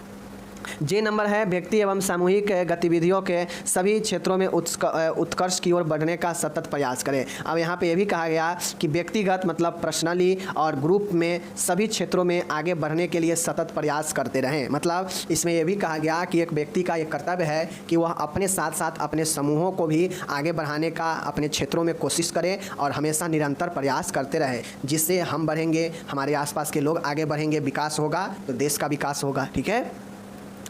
नेक्स्ट है लास्ट वाला है के नंबर, माता पिता या संरक्षण द्वारा 6 से 14 वर्ष के बच्चों हेतु प्राथमिक शिक्षा प्रदान करना। अब यह कर्तव्य बनता है एक माता पिता का कि वह अपने बच्चों को प्राथमिक शिक्षा 6 से 14 वर्ष में जो है प्रदान करना चाहिए। और यह कुल 11 जो है आपके मौलिक कर्तव्य हैं। यह मौलिक कर्तव्य आपको याद रखना है। शिक्षा हो गया, ठीक है, आगे बढ़ने का जो है सतत प्रयास हो गया, ठीक है, संपत्ति को, सार्वजनिक संपत्ति को सुरक्षित रखने की बात हो गई, ठीक है, वैज्ञानिक दृष्टिकोण को आगे बढ़ाने की बात हो गई, ठीक है, पर्यावरण को सुरक्षा करने की बात हो गई, ठीक है, सांस्कृतिक और सामाजिक गौरवशाली परंपरा के महत्व को समझना और उसका निर्माण करना, ठीक है, भारत के लोगों को भारतीय भाईचारा का निर्माण करने की भावना रखना चाहिए, देश की रक्षा करें, भारत में प्रभुता एकता और अखंडता की रक्षा करें, स्वतंत्रता के लिए जो भी राष्ट्रीय आंदोलन हुए हैं उसको प्रेरित करने वाले जो भी लोग थे, आदर्श थे, उनको अपने अंदर आदर्श माने और उनको जो है अपने अंदर रखें और उनके आदर्शों की पालन करें। और ये नंबर में है कि हर एक नागरिक का यह कर्तव्य होगा कि संविधान को पाले, उसके आदर्शों को, संस्थानों को, राष्ट्रध्वज और राष्ट्रगान का आदर करे। तो यह प्रत्येक नागरिक को मानना चाहिए ये सारे के सारे कर्तव्य। ओके, हम विदा लेते हैं। आप लोग बिहेवियर साइंस का यह महत्वपूर्ण प्रश्न अच्छे से समझ लीजिए और सीखना, लर्निंग मतलब क्या होता है? सीखना। सीखना को हम लोग दूसरे भाषा में अधिगम भी बोलते हैं। क्या बोलते हैं? अधिगम भी बोलते हैं, ठीक है ना, ध्यान रखिएगा। सीखना क्या होता है? देखिए, सीखना एक मानसिक प्रक्रिया है। सीखना यह मन में चलने वाला एक प्रक्रिया है, ठीक है ना, इसीलिए इसे मानसिक प्रक्रिया कहते हैं क्योंकि यह मन से होता है, ठीक है ना। इसका मतलब है अनुभव और अभ्यास से व्यवहार में बदलना। इसका मतलब होता है कि मानसिक प्रक्रिया का मतलब है कि अनुभव, एक्सपीरियंस किया जाए और एक्सरसाइज यानी अभ्यास से जो हमारे व्यवहार में बदलाव आता है वही सीखना होता है, ठीक है। इंसान जन्म से ही सीखना शुरू कर देता है, समझ गए। कोई भी व्यक्ति, कोई भी बच्चा जन्म लेता है तो वह जन्म लेने से ही वह सीखना शुरू कर देता है। यह प्रक्रिया पूरी ज़िंदगी चलते रहती है। सीखना जो है यह पूरी ज़िंदगी चलते रहती है। सीखने के लिए कोई खास जगह या समय की ज़रूरी नहीं होता है। तो सीधा समझिए, लर्निंग एक मेंटल प्रोसेस है, मानसिक प्रक्रिया है जो मन के द्वारा होता है और इसमें होता है कि अनुभव और अभ्यास से व्यवहार में परिवर्तन आता है, वही सीखना होता है। सीखना जन्म से शुरू होता है, पूरी ज़िंदगी तक चलते रहता है। आप खुद समझिए, कभी भी व्यक्ति सीखना छोड़ता है? नहीं छोड़ता है, हमेशा नए नए चीज़ जो है सीखते रहता है। सीखने के लिए कोई खास जगह, कोई समय, प्रॉपर समय का ज़रूरी नहीं होता है। व्यक्ति जब जहाँ चल जाए, नए चीज़ से उसके अंदर नए चीज़ आ जाए, मतलब वह कुछ न कुछ सीख लिया। तो सीखना पूरे ज़िंदगी चलते रहता है, समझ गए बात को। सरल भाषा में कहा जाए तो जब अनुभव और अभ्यास से हमारे व्यवहार, सोच, ज्ञान में बदलाव आता है उसे सीखना कहते हैं। आसान भाषा में कहें तो जब हम अनुभव से, जब हम अभ्यास से हमारे व्यवहार, सोच और ज्ञान, इन तीनों में बदलाव आता है, इसे ही हम लोग सीखना कहते हैं। बात समझ गए। तो सीखना का मतलब होता है कि जब हम कोई अनुभव, एक्सपीरियंस करते हैं किसी चीज़ का, जब हम अभ्यास करते हैं और वह हमारे व्यवहार में, हमारे सोच में, हमारे ज्ञान में बदलाव आता है उससे, तो उसी को हम लोग सीखना बोलते हैं। सीखना ही नहीं होता है कि जब हम कहीं गए, कोई चीज़ देखे, कोई चीज़ समझे और वो हमारे दिमाग में बैठ गया, ठीक है, हम उसे बार बार सोचने लगते हैं, हमें उससे कुछ चीज़ें जानकारी मिलती है, तो यही तो इसी से तो बदलाव आता है और यही तो जो है सीखना होता है, ठीक है ना। जब कोई चीज़, नई चीज़ हमारे अंदर आ गया, मतलब हम सीख लिए एक चीज़, ठीक है ना, तो यही सीखना होता है। ओके, अब आता है लर्निंग की मुख्य विशेषता क्या है। अब देखिए, जो सीखते हैं, लर्निंग, सीखना, उसका क्या क्या विशेषता है। तो लर्निंग का विशेषता है कि यह जीवन भर चलने वाला होता है। सीखना जीवन भर चलता है, ऐसा नहीं है कि 5 साल 10 साल चलता है और फिर रुक जाता है, ऐसा नहीं। पूरे जीवन में, बच्चे से लेकर बूढ़े तक, व्यक्ति कुछ न कुछ नए चीज़ एक्सपीरियंस करते रहता है, कुछ न कुछ नई चीज़ें सीखते रहता है, देखते रहता है, ठीक है। तो इंसान जन्म से लेकर मृत्यु तक सीखता रहता है। हर अनुभव कुछ नया सिखाता है, ठीक है ना, हर एक्सपीरियंस कुछ नई चीज़ सिखाता ही है।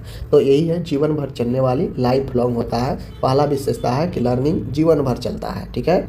दूसरा विशेषता है कि यह सार्वभौमिक, यूनिवर्सल होता है। दूसरा विशेषता है कि यह यूनिवर्सल होता है। यूनिवर्सल मतलब लर्निंग पूरे विश्व में मौजूद है। ऐसा नहीं है कि हमारे इंडिया में ये जो है ये चीज़ें चल रहा है तो कहीं दूसरे देश में ये चीज़ नहीं होगा, नहीं, सब जगह लोग सीखते हैं कुछ न कुछ, ठीक है ना। तो सीखना सिर्फ इंसानों में नहीं, जानवरों और पक्षियों में भी होता है। हर जीव अपने इन्वायरमेंट से सीखता है। सीखना हर जगह मौजूद होता है। यह सीखने की जो प्रक्रिया है हर जगह, हर देश, हर एक स्थिति में जो है चलते रहता है, इसीलिए इसे यूनिवर्सल कहा जाता है, ठीक है।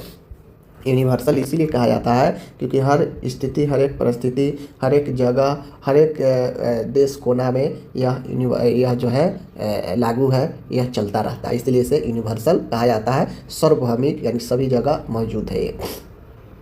ऐसा थोड़ी ना है कि हमारे इंडिया में हम नए नए चीज़ सीखते हैं और दूसरे जगह नए नए चीज़ नहीं लोग सीखता है, सब जगह सीखता है, ठीक है ना। इसीलिए यह सार्वभौमिक है।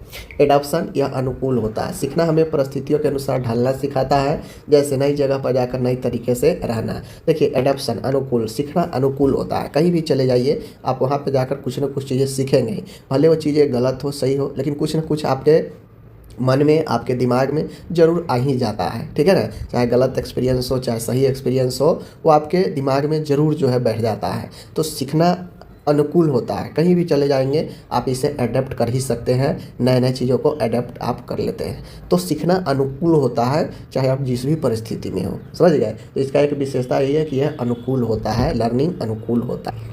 आगे है लर्निंग अनुभव का संगठन है, ऑर्गेनाइजेशन ऑफ एक्सपीरियंसेस। हम अपने पुराने अनुभवों को जोड़कर नई चीज़ें सीखते हैं। अनुभव फ्यूचर बिहेवियर को प्रभावित करते हैं। देखिए कहने का मतलब है अनुभव का संगठन। लर्निंग क्या है? अनुभव का संगठन है, यानी अलग अलग एक्सपीरियंस मिलकर आपको चीज़ें सिखाती है, नए नए चीज़ें। जैसे हम कहीं गए, हम देख लिए फलाने जगह पर कि बहुत ऊंची चोटी है, बहुत अच्छा दृश्य है, तो क्या हो गया हमारे मन में वो बैठ गया। कहीं भी हम जाएंगे तो हमारा जो टूर का एक्सपीरियंस था उसमें से जो जो अच्छा चीज़ होगा वो हमारे दिमाग में आ जाएगा, ठीक है, और पूरे जीवन रह सकता है। तो कुल मिला के लर्निंग जो होता है यह आपका अनुभवों का संगठन होता है, यानी एक्सपीरियंस किए गए चीज़ों का एक समूह होता है। तो यही अनुभव एक संगठन की तरह काम करता है जो लर्निंग के रूप में हमारे माइंड में रहता है। तो ये अनुभव का संगठन याद रखिए। आगे है लर्निंग का एक विशेषता यही है कि ये चेंजेस लाता है, परिवर्तन लाता है, ठीक है ना। नए नए चीज़ों को अनुभव करके हम नए नए चीज़ सीखते हैं तो उससे परिवर्तन भी होता है। तो सीखने से हमेशा व्यवहार, सोच, आदत में बदलाव आता है। बिना बदलाव के लर्निंग नहीं मानी जाती है, ठीक है ना। अब भाई यही सी बात है, हम पढ़ाई कर रहे हैं, जैसे आप खुद समझिए आप पढ़ाई कर रहे हैं, आप नर्स बनेंगे या बनेगी, तो आगे चलकर अभी काम अगर नहीं आ रहा है तो धीरे धीरे चलकर इंजेक्शन देना शुरू कर देंगे। फिर उसके बाद जो है ब्लड सैंपल निकालना शुरू करते हैं, कुछ प्रोसीजर होता है वो करना शुरू करते हैं। तो इससे क्या होता है, एक्सपीरियंस ले लेकर हम क्या करते हैं, हम अपने स्किल में बदलाव लाते हैं, हम स्किल्ड होते हैं। तो परिवर्तन आ रहा है। जो पहले हमें कुछ नहीं आता था वह हम एक्सपीरियंस लेकर देखकर हम अब स्किल्ड हो गए, हम अब सीख गए। तो क्या हो गया, परिवर्तन आ गया ना। जो हमें पहले कुछ नहीं आता था वो जो है बहुत चीज़ आ गया। तो वो सब कैसे हुआ, वो सब सीखकर ही तो हुआ ना। तो परिवर्तन लाता रहता है लर्निंग, बिना बदलाव के लर्निंग नहीं माना जाता है, समझ गए। कुछ बदला है, कुछ हम सीखे हैं, तभी तो लर्निंग माना जाएगा ना। अगर हम कुछ नहीं सीख रहे हैं, हमें जो चीज़ जानना है और वो चीज़ हमें नहीं आ रहा है, मतलब आपका में अंदर वो चीज़ का परिवर्तन नहीं हुआ, ठीक है। आगे है उद्देश्यपूर्ण, पर्पजफुल। अब जो लर्निंग होता है यह पर्पजफुल होता है, ठीक है ना। पर्पज मतलब उद्देश्यपूर्ण होता है। अब कोई भी है, हर सीखने के पीछे कोई ना कोई उद्देश्य होता है। जितना स्ट्रॉन्ग उद्देश्य होगा उतनी ही जल्दी सीखेंगे। अब एज फॉर एग्जाम्पल आप नर्स का डिग्री ले लेते हैं लेकिन आपको प्रैक्टिकल नहीं आ रहा है, तो आप प्रैक्टिकल क्यों लेते हैं, क्यों मरीज को देखभाल करना शुरू करते हैं? इसीलिए करते हैं ना कि आपको कुछ काम आए, आप जो है इंजेक्शन से लेकर सारा चीज़ आप सीख पाए। तो उसके पीछे एक बेहतर नर्स बनने के लिए आपको बेहतर काम आना चाहिए। तो काम आने के लिए आपको बेहतरीन तरीक़ा से जो है उद्देश्य रखना पड़ेगा कि हाँ हमको एक बेहतर नर्स बनना है, तो उसके लिए आप सीखेंगे, ठीक है ना। तो उद्देश्य महत्वपूर्ण होता है सीखने के लिए। तो उद्देश्य एक विशेषता है कि जितना मजबूत उद्देश्य होगा उतना ही मजबूती तरीक़ा से आप लर्निंग कर पाएंगे। 7वां पॉइंट है वातावरण पर निर्भर, product of environment. Product of environment कहने का मतलब होता है कि हम अपने आसपास के माहौल से सीखते हैं। अच्छा इन्वायरमेंट अच्छी लर्निंग बनाती है। तो कुल मिला के जो लर्निंग है, लर्निंग का विशेषता ये भी है कि यह वातावरण पर निर्भर होता है। वातावरण पर इसलिए निर्भर होता है कि जितना ज़्यादा आप वातावरण आपके अनुकूल होगा उतना आप अच्छे से सीख पाएंगे। तो वातावरण पर निर्भर यह एक विशेषता है लर्निंग का कि वातावरण अगर अच्छा होगा तो आप लर्निंग भी अच्छे से कर सकते हैं। आपको अंदर वो चीज़ें बहुत जल्दी और अच्छा से जो है क्या होगा, समाहित होगा और आप उसे एक्सपीरियंस कर सकते हैं। तो ये 7 पॉइंट विशेषता याद रखें लर्निंग का, ठीक है ना। वीडियो को कभी भी अगर आपको नहीं समझ में आए तो फिर से पीछे जाइए और फिर से देखिए जहाँ से समझ में नहीं आया है। एग्जाम पॉइंट के हिसाब से सीखना एक मेंटल प्रोसेस है। यह प्रॉब्लम सॉल्विंग में मदद करता है, व्यक्ति के बिहेवियर को प्रभावित करता है। तो आप पहले ही जान गए, आपसे एग्जाम में पूछेगा सीखना एक क्या है, तो मेंटल प्रोसेस है। यह प्रॉब्लम को सोल्व करने में मदद करता है। कौन? लर्निंग। और व्यक्ति के बिहेवियर को प्रभावित करता है। अब यह प्रॉब्लम को कैसे सोल्व करता है? तो हम कोई चीज़ नई चीज़ सीखे रहेंगे और हम प्रॉब्लम में कहीं फंसेंगे तो हम अपने अंदर को जो चीज़ रहेगा, एक्सपीरियंस रहेगा, उसी का तो उपयोग करेंगे वो प्रॉब्लम को सोल्व करने में। तो इसीलिए प्रॉब्लम सोल्विंग होता है लर्निंग। ठीक है। अब आता है बात यहाँ पे लर्निंग के प्रकार। लर्निंग के कितने प्रकार होते हैं? देखिए, लर्निंग के जो प्रकार होता है उसमें अलग अलग प्रकार है, हम आपको बता देते हैं। लर्निंग के प्रकार में पहला प्रकार है मोटर लर्निंग। मोटर लर्निंग का मतलब होता है गत्यात्मक अधिगम। मोटर लर्निंग में शरीर की हरकतें और स्किल सीखना होता है, जैसे चलना, लिखना, बोलना, और यह बच्चे में होता है। ठीक है ना। बट मोटर लर्निंग ज़्यादातर बच्चे में होता है। जो बच्चा जन्म लेने के बाद धीरे धीरे चलना सीखता है, लिखना सीखता है, खेलना सीखता है, तो ये सब जो है आपका मोटर लर्निंग के अंदर आता है, जहाँ पे बच्चा चलना, लिखना, खेलना यानी अपने बॉडी का जो है मूवमेंट करना सीखता है। ठीक है। तो यही मोटर लर्निंग होता है। आगे है यहाँ पे इंटेलेक्चुअल, बौद्धिक अधिगम। इंटेलेक्चुअल लर्निंग का मतलब होता है कि सोचने, समझने और तर्क करने की क्षमता, जैसे गणित के सवाल हल करना। तो इंटेलेक्चुअल लर्निंग का मतलब होता है बौद्धिक अधिगम, जहाँ पे हम अपने ब्रेन का विकास करते हैं, हम कुछ अपने ब्रेन में सीखते हैं, समझते हैं, तर्क करते हैं, सोचते हैं। तो ये लर्निंग इंटेलेक्चुअल लर्निंग कहलाता है, जहाँ पे हमारा माइंड पूर्ण तरीक़ा से इन्वॉल्व होता है। जैसे गणित के सवाल करना, तो गणित के सवाल करने में आपका हाथ पैर काम करेगा कि माइंड काम करेगा? तो जहाँ पे माइंड पूर्ण रूप से इन्वॉल्व हो तो वह इंटेलेक्चुअल लर्निंग होगा। ठीक है। जहाँ पे तर्क करना, समझना, सोचना, ये सब शामिल होता है। एसोसिएट लर्निंग का मतलब होता है सहचर अधिगम। सहचर अधिगम का मतलब होता है चीज़ों को आपस में जोड़कर सीखना। ठीक है ना। सहचर यानी एसोसिएट मतलब जोड़कर, तो चीज़ों को आपस में जोड़कर सीखना, जैसे घंटी बजते ही खाना याद आना। तो ये जो है एसोसिएट लर्निंग होता है, जो सहचर अधिगम बताता है, इंडिकेटिव होता है कि हमें जैसे पीछे से अगर सीटी मारा गाड़ी तो हमें याद आ जाए कि पीछे से गाड़ी आ जा रहा है, हम साइड हो जाए। ठीक है। घंटी बजा मतलब प्रेयर, या फिर खाने के लिए बजा तो खाने के लिए। तो एक दूसरे से जोड़ कर देखा जाता है इस लर्निंग में कि एक चीज़ हो उससे इंडिकेटिव तुरंत याद आ जाए कि हाँ ये फलाने चीज़ के लिए हो रहा है, हम एक्टिव हो जाए। तो सहचर नियम में चीज़ों को आपस में जोड़कर सीखा जाता है। ठीक है ना। तो ये चीज़ें होता है एसोसिएट लर्निंग, सहचर अधिगम, कहीं भी हो सकता है ये चीज़ें। अब आगे आता है कॉन्सेप्चुअल लर्निंग, संकल्पनात्मक अधिगम। कॉन्सेप्चुअल यानी जहाँ पे कॉन्सेप्ट हो। ठीक है ना। कॉन्सेप्ट और आइडिया को समझना, जैसे विज्ञान के सिद्धांत समझना। तो कॉन्सेप्चुअल लर्निंग का मतलब होता है जहाँ पे कॉन्सेप्ट भरा चीज़ें हो, वैसे चीज़ों को सीखना जो है कॉन्सेप्चुअल लर्निंग कहलाता है। संकल्पनात्मक, तो जो कॉन्सेप्ट वाला चीज़ होता है उसको संकल्प लेकर सीखा जाता है। ठीक है। तो विज्ञान में बहुत सारे कॉन्सेप्ट, बहुत सारे आइडिया होता है, जिसको समझने के लिए आपको दृढ़ संकल्प की ज़रूरी होती है। तो एक कॉन्सेप्चुअल लर्निंग होता है, वे सारा लर्निंग जो कॉन्सेप्ट वाला हो और उसको अगर हम सीखते हैं तो वह कॉन्सेप्चुअल लर्निंग आता है। ठीक है। जैसे विज्ञान के सिद्धांत समझना। ठीक है ना। जैसे न्यूटन का नियम हो गया। ठीक है ना।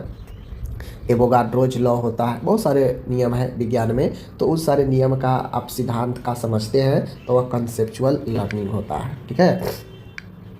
देख लीजिए एटीट्यूडनल लर्निंग, अभिप्रेतात्मक अधिगम। ठीक है ना। सोच, नज़रिया और एटीट्यूड बनना, एक ऐसा लर्निंग जिस लर्निंग के जरिए हम अपना सोच, हम अपना नज़रिया, हम अपना एटीट्यूड बनाते हैं, और वही लर्निंग एटीट्यूडनल लर्निंग कहलाता है। जैसे किसी चीज़ को अच्छा या बुरा मानना, बात समझ गए ना, कैसा किसका सोच है, कैसा नज़रिया है, कैसा एटीट्यूड है, ये सब एटीट्यूडनल लर्निंग के अंदर आता है।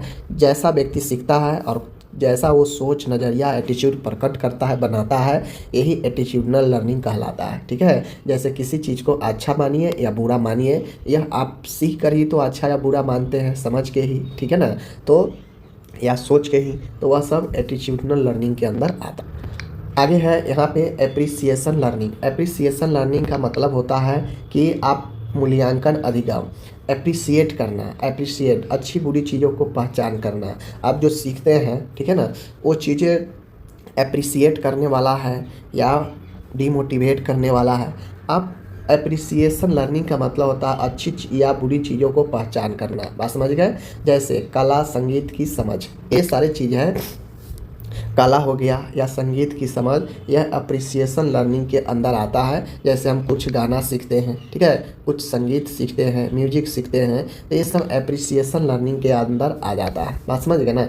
उसके बाद है सेंसर मोटर लर्निंग, संवेदन गति अधिगम, जिसमें सेंस और मूवमेंट दोनों से स्किल सीखा जाता है। जैसे हाथ आँख का तालमेल। बात समझ गए ना।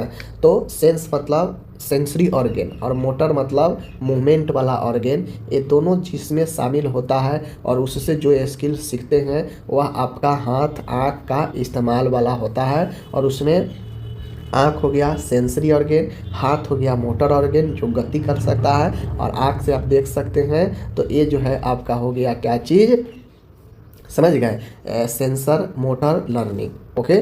8वां पॉइंट है प्रॉब्लम सॉल्विंग लर्निंग, वैसा लर्निंग जो हम सीखते हैं, समस्याओं को हल करना सीखते हैं, यह सबसे उच्च स्तर की लर्निंग होती है। तो यही अपना जो है 8वां होता है प्रॉब्लम सॉल्विंग लर्निंग। ठीक। अब आता है लर्निंग को प्रभावित करने वाला कौन कौन से कारक है। ठीक है ना। देखिए, लर्निंग को यह कारक सब प्रभावित भी करेगा और यह सब प्रभावी भी बनाएगा। अगर पॉजिटिव तौर पर अगर इन सब चीज़ों को लिखिएगा तो यह प्रभावी बनाएगा, लर्निंग को इफेक्टिव बनाएगा। और अगर निगेटिव तौर पर लिखिएगा इन सब चीज़ों को तो यह लर्निंग को प्रभावित करेगा। प्रभावित मतलब डिक्रीज करेगा, जो सीखने की प्रक्रिया उसको डिक्रीज करेगा। ठीक है ना। और प्रभावी मतलब बेहतर चीज़ होगा तो वह बढ़ाएगा। ठीक है ना, प्रभावी बनाएगा। तो लर्निंग को प्रभावित करना या प्रभावी बनाना, यह सब इसी पॉइंट में हो जाएगा। चलिए देखते हैं। जैसे इन्वायरमेंट, वातावरण, एक अच्छी वातावरण लर्निंग को बेहतर बनाता है। ठीक है। एक अच्छा माहौल सीखने को आसान बनाता है, अनुकूल बनाता है। खराब माहौल ध्यान भटकाता है, डिमोटिवेट होता है और लोग नहीं सीख पाता है। तो अगर प्रभावी बनाना है लर्निंग को तो एक अच्छा इन्वायरमेंट होना ज़रूरी है। बात समझ गए। और अगर इन्वायरमेंट अच्छा नहीं होगा, ध्यान भटकेगा और लर्निंग कमज़ोर होगा या आप नहीं सीख पाएंगे। ठीक है। देखते होइएगा अक्सर कि बगल में बैंड बजा दिया जाए, पढ़ने बैठा दिया जाए तो ध्यान भटकेगा, नहीं सीख पाएगा, या सीख भी लेंगे तो थोड़ा देर के लिए होगा, भूल जाएंगे फिर। तो इन्वायरमेंट महत्वपूर्ण होता है सीखने को प्रभावी बनाने के लिए या प्रभावित करने के लिए। ठीक है। आगे है physical and mental health. Physical and mental health का मतलब होता है माय डियर कि स्वस्थ शरीर और दिमाग से सीखना आसान होता है। यानी जो स्वस्थ शरीर होता है और दिमाग होता है उससे सीखना आसान होता है। बीमार व्यक्ति जल्दी नहीं सीख पाता है। तो फिजिकल एंड मेंटल हेल्थ बहुत महत्वपूर्ण होता है। जो व्यक्ति फिजिकली मेंटली स्ट्रांग होता है वह काफ़ी आसानी से और काफ़ी जल्दी सीखता है, वहाँ पे दिमाग ज़्यादा काम करता है। लेकिन एक बीमार व्यक्ति जल्दी नहीं सीख पाता है। बात समझ गए। आगे है मैच्योरिटी, परिपक्वता। परिपक्वता बहुत महत्वपूर्ण होता है। अब जो चीज़ एक बच्चा और एडल्ट दोनों में अंतर होगा। एडल्ट जितना जल्दी चीज़ों को समझ लेगा उतना जल्दी बच्चा नहीं समझ पाएगा। तो सीखने में मैच्योरिटी भी भूमिका निभाती है। उम्र और मानसिक विकास जरूरी है। बिना मैच्योरिटी के कुछ चीज़ें सीखना मुश्किल होता है, इसलिए मैच्योरिटी, परिपक्वता जरूरी होती है। अगर मैच्योरिटी नहीं होगा तो सीखना मुश्किल होगा। अगर मैच्योरिटी, उम्र और मानसिक विकास अच्छा है, परिपक्व है, तो सीखना भी मजबूत होगा। बस समझ। आगे है मोटिवेशन, प्रेरणा। सीखने के लिए प्रेरणा काफ़ी ज़रूरी चीज़ होता है। सीखने की इच्छा सबसे ज़रूरी है। ठीक है। और इच्छा कहाँ से आएगा? मोटिवेशन से ही आएगा। मोटिवेशन ही मिलेगा तो इच्छा जागृत होता है कुछ ही करने के लिए। तो सीखने में भी मोटिवेशन भूमिका निभाता है। बिना मोटिवेशन के लर्निंग नहीं होती है, आप नहीं सीख पाएंगे कोई चीज़। ठीक है। आगे है टाइम एंड फैटिग, समय और थकान। सही समय पर पढ़ाई ज़्यादा असरदार होता है। ज़्यादा थकान सीखने की क्षमता को कम करता है। इसलिए टाइम, समय और थकान दोनों काफ़ी महत्वपूर्ण होता है। ठीक है। समय पर पढ़ेंगे तो ज़्यादा असरदार होगा, थके रहेंगे तो ये सीखने की क्षमता को कम कर देगा। तो टाइम एंड फैटिग किस कैसे प्रभावित कर रहा है? विल पावर, इच्छा शक्ति। इच्छा शक्ति का मतलब होता है स्ट्रॉन्ग विल पावर से जल्दी सीखते हैं। बात समझ गए। स्ट्रॉन्ग विल पावर से लोग जल्दी सीखते हैं। बात समझ गए। और कमज़ोर इच्छा शक्ति से सीखने में कमी आती है। तो विल पावर, इच्छा शक्ति भी काफ़ी भूमिका निभाता है सीखने को प्रभावी बनाने के लिए या फिर प्रभावित करने के लिए। प्रभावित करेगा, जब कमज़ोर इच्छा शक्ति होगा तो सीखना कमज़ोर होगा। ठीक है। प्रभावी बनाना है तो स्ट्रॉन्ग विल पावर के साथ सीखिए तो जल्दी सीखेंगे। बात समझ गए। आगे है रोल ऑफ टीचर, अध्यापक की भूमिका। अध्यापक की भूमिका का मतलब होता है कि शिक्षक एक गाइड की तरह होता है, उसका तरीका लर्निंग को बहुत प्रभावित करता है। तो अध्यापक की भूमिका भी आपके जीवन में सीखने में बहुत भूमिका निभाता है, क्योंकि हर एक व्यक्ति बच्चा पढ़ाई करता है और उस पढ़ाई में उसका अध्यापक का क्या भूमिका रहा है यह उसके लर्निंग पर बहुत इफ़ेक्ट करता है। एक अच्छे शिक्षक अच्छे तरीक़ा से गाइड करते हैं, ठीक है, उसका तरीका लर्निंग को बहुत प्रभावित करता है। कोई होता है टीचर जो रटा रहे हैं, कोई होता है प्रैक्टिकल सिखाते हैं, तो दोनों में सबसे प्रभावी कौन होगा? जो ज़्यादा अच्छे से प्रभावित तरीके से सिखा रहा है, ठीक है ना। और 8वां यहाँ पे है इंटेलिजेंस एंड हेरिडिटी, बुद्धि सीखने की स्पीड तय करती है, कुछ गुण वंशानुक्रम से आते हैं। तो इंटेलिजेंस एंड हेरिडिटी, इंटेलिजेंस मतलब बुद्धि सीखने की स्पीड तय करती है कि आपका कितना IQ है, आप कितना जल्दी किसी चीज़ को सीख रहे हैं, ठीक है। वहीं पे हेरिडिटी वंशानुक्रम जो है यह आपका तय करता है कुछ चीज़ें जो आपके वंशानुक्रम से ही आपको मिल जाते हैं, ठीक है। तो ये कुछ चीज़ें ये चीज़ होता है जो आपको सीखने की ज़रूरत नहीं होती है। तो ये 8 पॉइंट है जो आपके लर्निंग को प्रभावित भी करता है और प्रभावी भी बनाता है। तो वृद्धि क्या है? वृद्धि का मतलब क्या है? तो देखिए, वृद्धि और विकास दो ऐसे वर्ड हैं जो लोग नहीं समझेंगे उनको लगेगा वृद्धि और विकास दोनों एक ही है, लेकिन नहीं, दोनों बिल्कुल अलग अलग वर्ड हैं, दोनों का मतलब ही अलग है। वृद्धि का मतलब होता है जैसे मानव का मतलब होता है मनुष्य से। वृद्धि का मतलब होता है शरीर के आकार, लंबाई, वजन, अंगों के माप, इनमें जो है बायोलॉजिकल वृद्धि होना यानी बढ़ना, ये सब जो है वृद्धि ग्रोथ होता है। जबकि विकास कहने का मतलब होता है, जो आगे आप पढ़ेंगे तो पता चल जाएगा।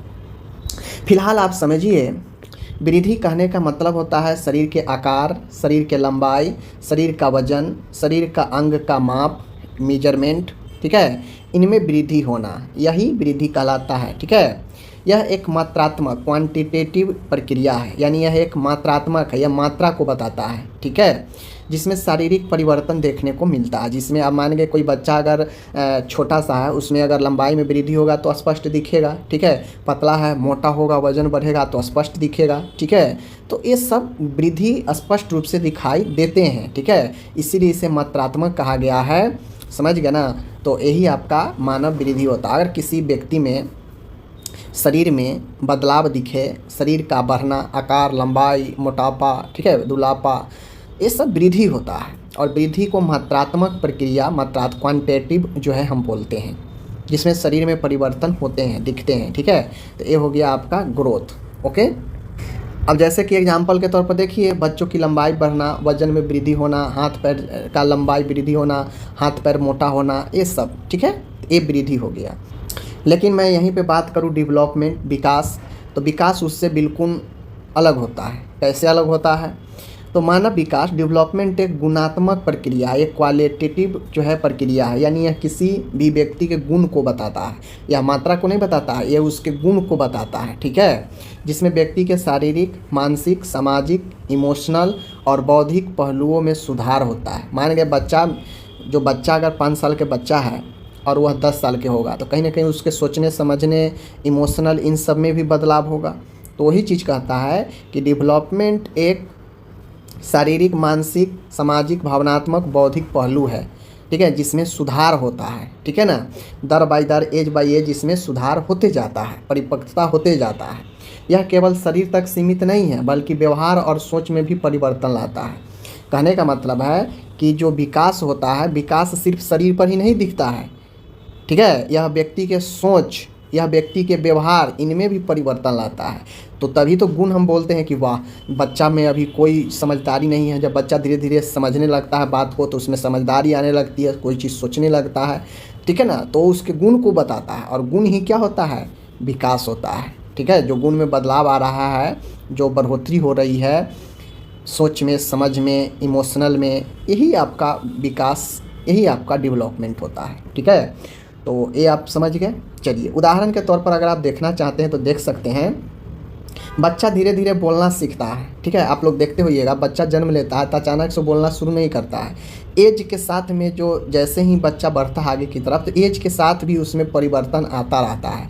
अब वो परिवर्तन शारीरिक रूप से अगर दिखेगा, जहाँ पे उसके लंबाई चौड़ाई मोटाई ये बढ़ेगा तो वो वृद्धि ग्रोथ होगा। लेकिन बच्चा अंदरूनी रूप से, ठीक है, बोलना, समझना, रोना, इन सब चीज़ों पर जो है परिवर्तन आता रहता है एज के साथ। तो ये सब परिवर्तन जो उसके गुण को दर्शाएगा यह होता है विकास।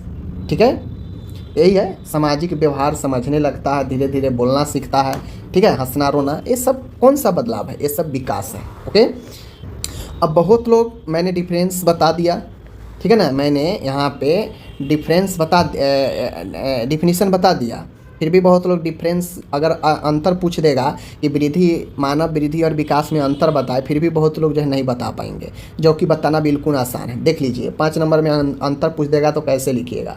एक साइड वृद्धि है, देख लीजिए, एक साइड वृद्धि है और एक साइड विकास है। मैंने ऊपर क्या पढ़ाया, यह वृद्धि शारीरिक रूप से दिखता है, लेकिन विकास जो होता है डिफिनीशन में मैंने बताया कि यह शारीरिक के साथ साथ सामाजिक मानसिक चीज़ों को भी दर्शाता है। कौन? विकास।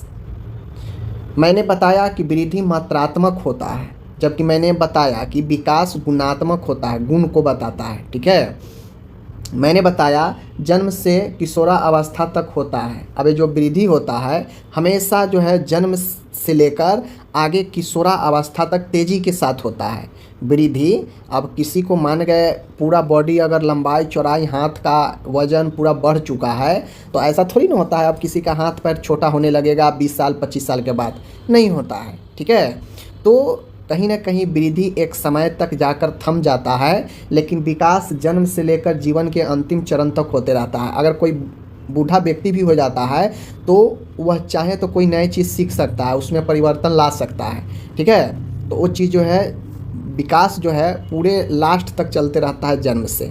बात समझिए, क्योंकि वह गुण को बताता है, और गुण तो हम कभी भी परिवर्तन कर सकते हैं, ला सकते हैं। ठीक है ना, वृद्धि जो है सभी के लिए एक जैसा नहीं होता है। वृद्धि जो होता है, अब देखते होइएगा कोई व्यक्ति जल्दी लंबाई बढ़ जाता है, किसी का लंबाई जल्दी बढ़वे नहीं करता है, कोई छोटे रह जाता है, कोई बहुत लंबा रह जाता है, कोई बहुत मोटा, कोई पतला हो जाता है। तो वृद्धि सब में अलग अलग होता है, एक जैसा नहीं होता है।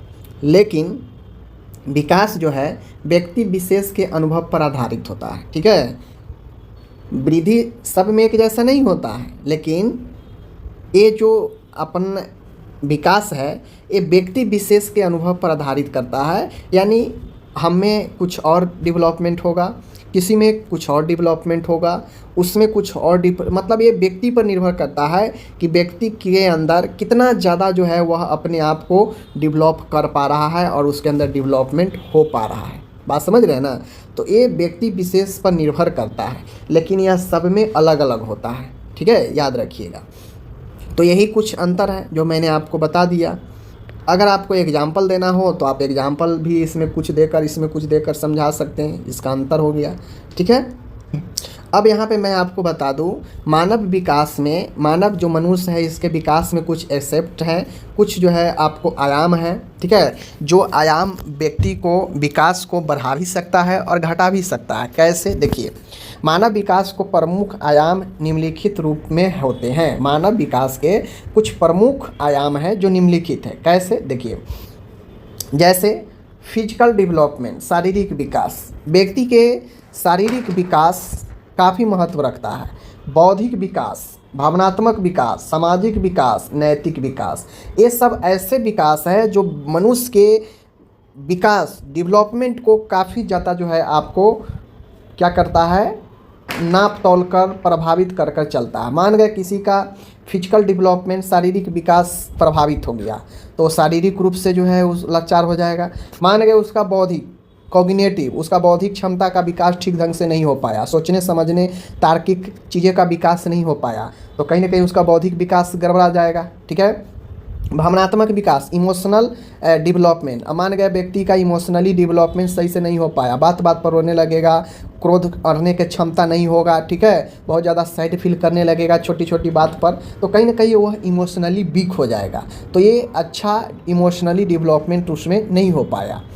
सोशल डेवलपमेंट, सामाजिक विकास का मतलब है हम कैसे समाज में रहते हैं, एक दूसरे से कैसे मिलजुल के रहते हैं, कैसे संबंध।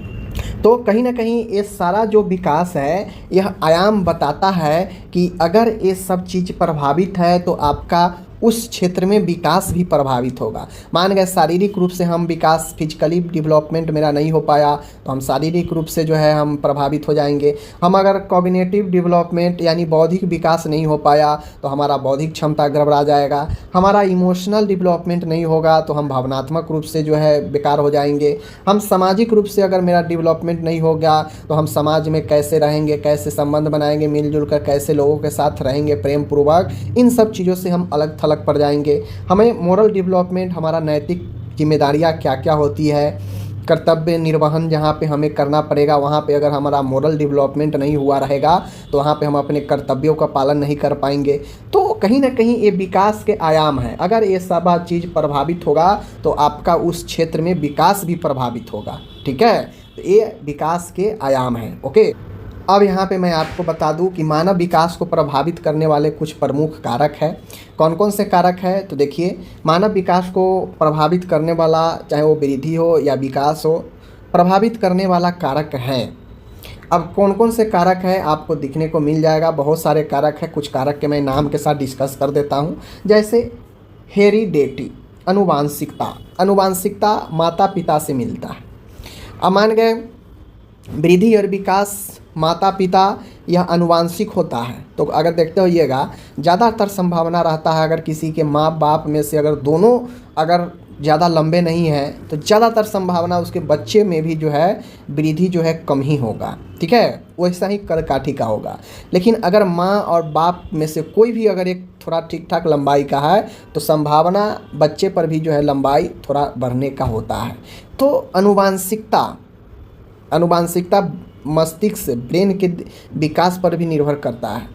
तो अनुवांशिकता जो है आपके माता पिता या आपके शाखा संबंधी से निर्भर करता है। इन बातों को ध्यान में रखिएगा।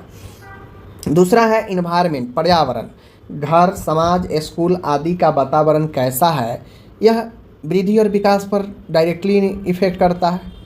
लोग कहता है ना कि अपने आसपास का माहौल सही बना के रखे, बच्चे पर अच्छा प्रभाव पड़ेगा। तो वही प्रभाव इन्वायरमेंट, जो आपके घर, समाज, स्कूल का वातावरण, इन्वायरमेंट कैसा है, यह इन्वायरमेंट जो है बच्चे को सीधा सीधा वृद्धि और विकास को प्रभावित करता है। अगर अच्छा इन्वायरमेंट देंगे तो बच्चा वैसा ही अच्छा बनेगा, अच्छा सीखेगा, उसका वृद्धि विकास अच्छा होगा। अगर गाली गलौज, मार पीट, रेत तो वाला अगर इन्वायरमेंट में रखेंगे तो बच्चा भी वैसा ही हो जाएगा। तो बातें को समझ लीजिए, समझ गए ना। कल्चर, संस्कृति भी जो है कहीं ना कहीं बच्चे को या किसी को भी प्रभावित करता है वृद्धि और विकास को। समाज में बहुत सारे ऐसे मान्यताएं हैं, कुप्रथाएं हैं, परंपराएं हैं जो वृद्धि और विकास को प्रभावित करते हैं। बात को समझ लीजिए। न्यूट्रिशन, पोषण, मान गए भोजन की गुणवत्ता, मात्रा, क्वालिटी, ये सब कैसा है नहीं पड़ेगा वृद्धि और, मान गए देखते होइएगा कि बच्चे को अच्छा भोजन दीजिए, लिमिट में भोजन दीजिए, तो बच्चा का वृद्धि और विकास काफ़ी तेज़ी से और अच्छा दिमाग होता है उसका। लेकिन वहीं पर एक बच्चा नून रोटी खा रहा है, एक बच्चा जो है फ्रूट खा रहा है, ड्राई फ्रूट खा रहा है, मिल्क ले रहा है, तो कहीं ना कहीं वृद्धि विकास किसका अच्छा होगा? उसका होगा जो ड्राई फ्रूट, मिल्क वगैरह, फ्रूट्स वगैरह ले रहा है स्टार्टिंग से ही। तो कहीं ना कहीं न्यूट्रिशन भी जो है भूमिका निभाता है। एजुकेशन, लोग कहता है ना कि बच्चा को अच्छे एजुकेशन दो ताकि अच्छे उसके अंदर गुण आएगा, गुण कहा जाए तो उनकी उसके अंदर अच्छे विकास होगा, वृद्धि होगा। समझ गए? तो एजुकेशन का सीधा इफेक्ट उसके विकास पर पड़ता है, वृद्धि पर तो ज़्यादा नहीं पड़ेगा क्योंकि वृद्धि तो भाई लंबाई, चौड़ाई, मोटाई ये सब है, लेकिन विकास, दिमाग स्टेबल, ये सब पर है। तो शिक्षा का इफेक्ट विकास पर पड़ता है। बातें को ध्यान में रखिए। आगे है समाज शास्त्रीय प्रभाव, सोशियोलॉजिकल फैक्टर। समाज में भी कुछ ऐसे प्रभाव है जैसे जाति, वर्ग, लिंग, भेद, ठीक है ना, प्रजाति, बहुत सारे ऐसे चीज़ है समाज में होने वाले जो प्रभावित करते हैं वृद्धि और विकास को। तो ये सब चीज़ है, मैंने आपको बता दिया, दिमाग में रखिए। कल्चर, पोषण, एजुकेशन, ठीक है ना, इन्वायरमेंट, उसके बाद हेरिडेटरी, जन्म, अनुवांशिकता, ये सब व्यक्ति को प्रभावित करते हैं वृद्धि और विकास को।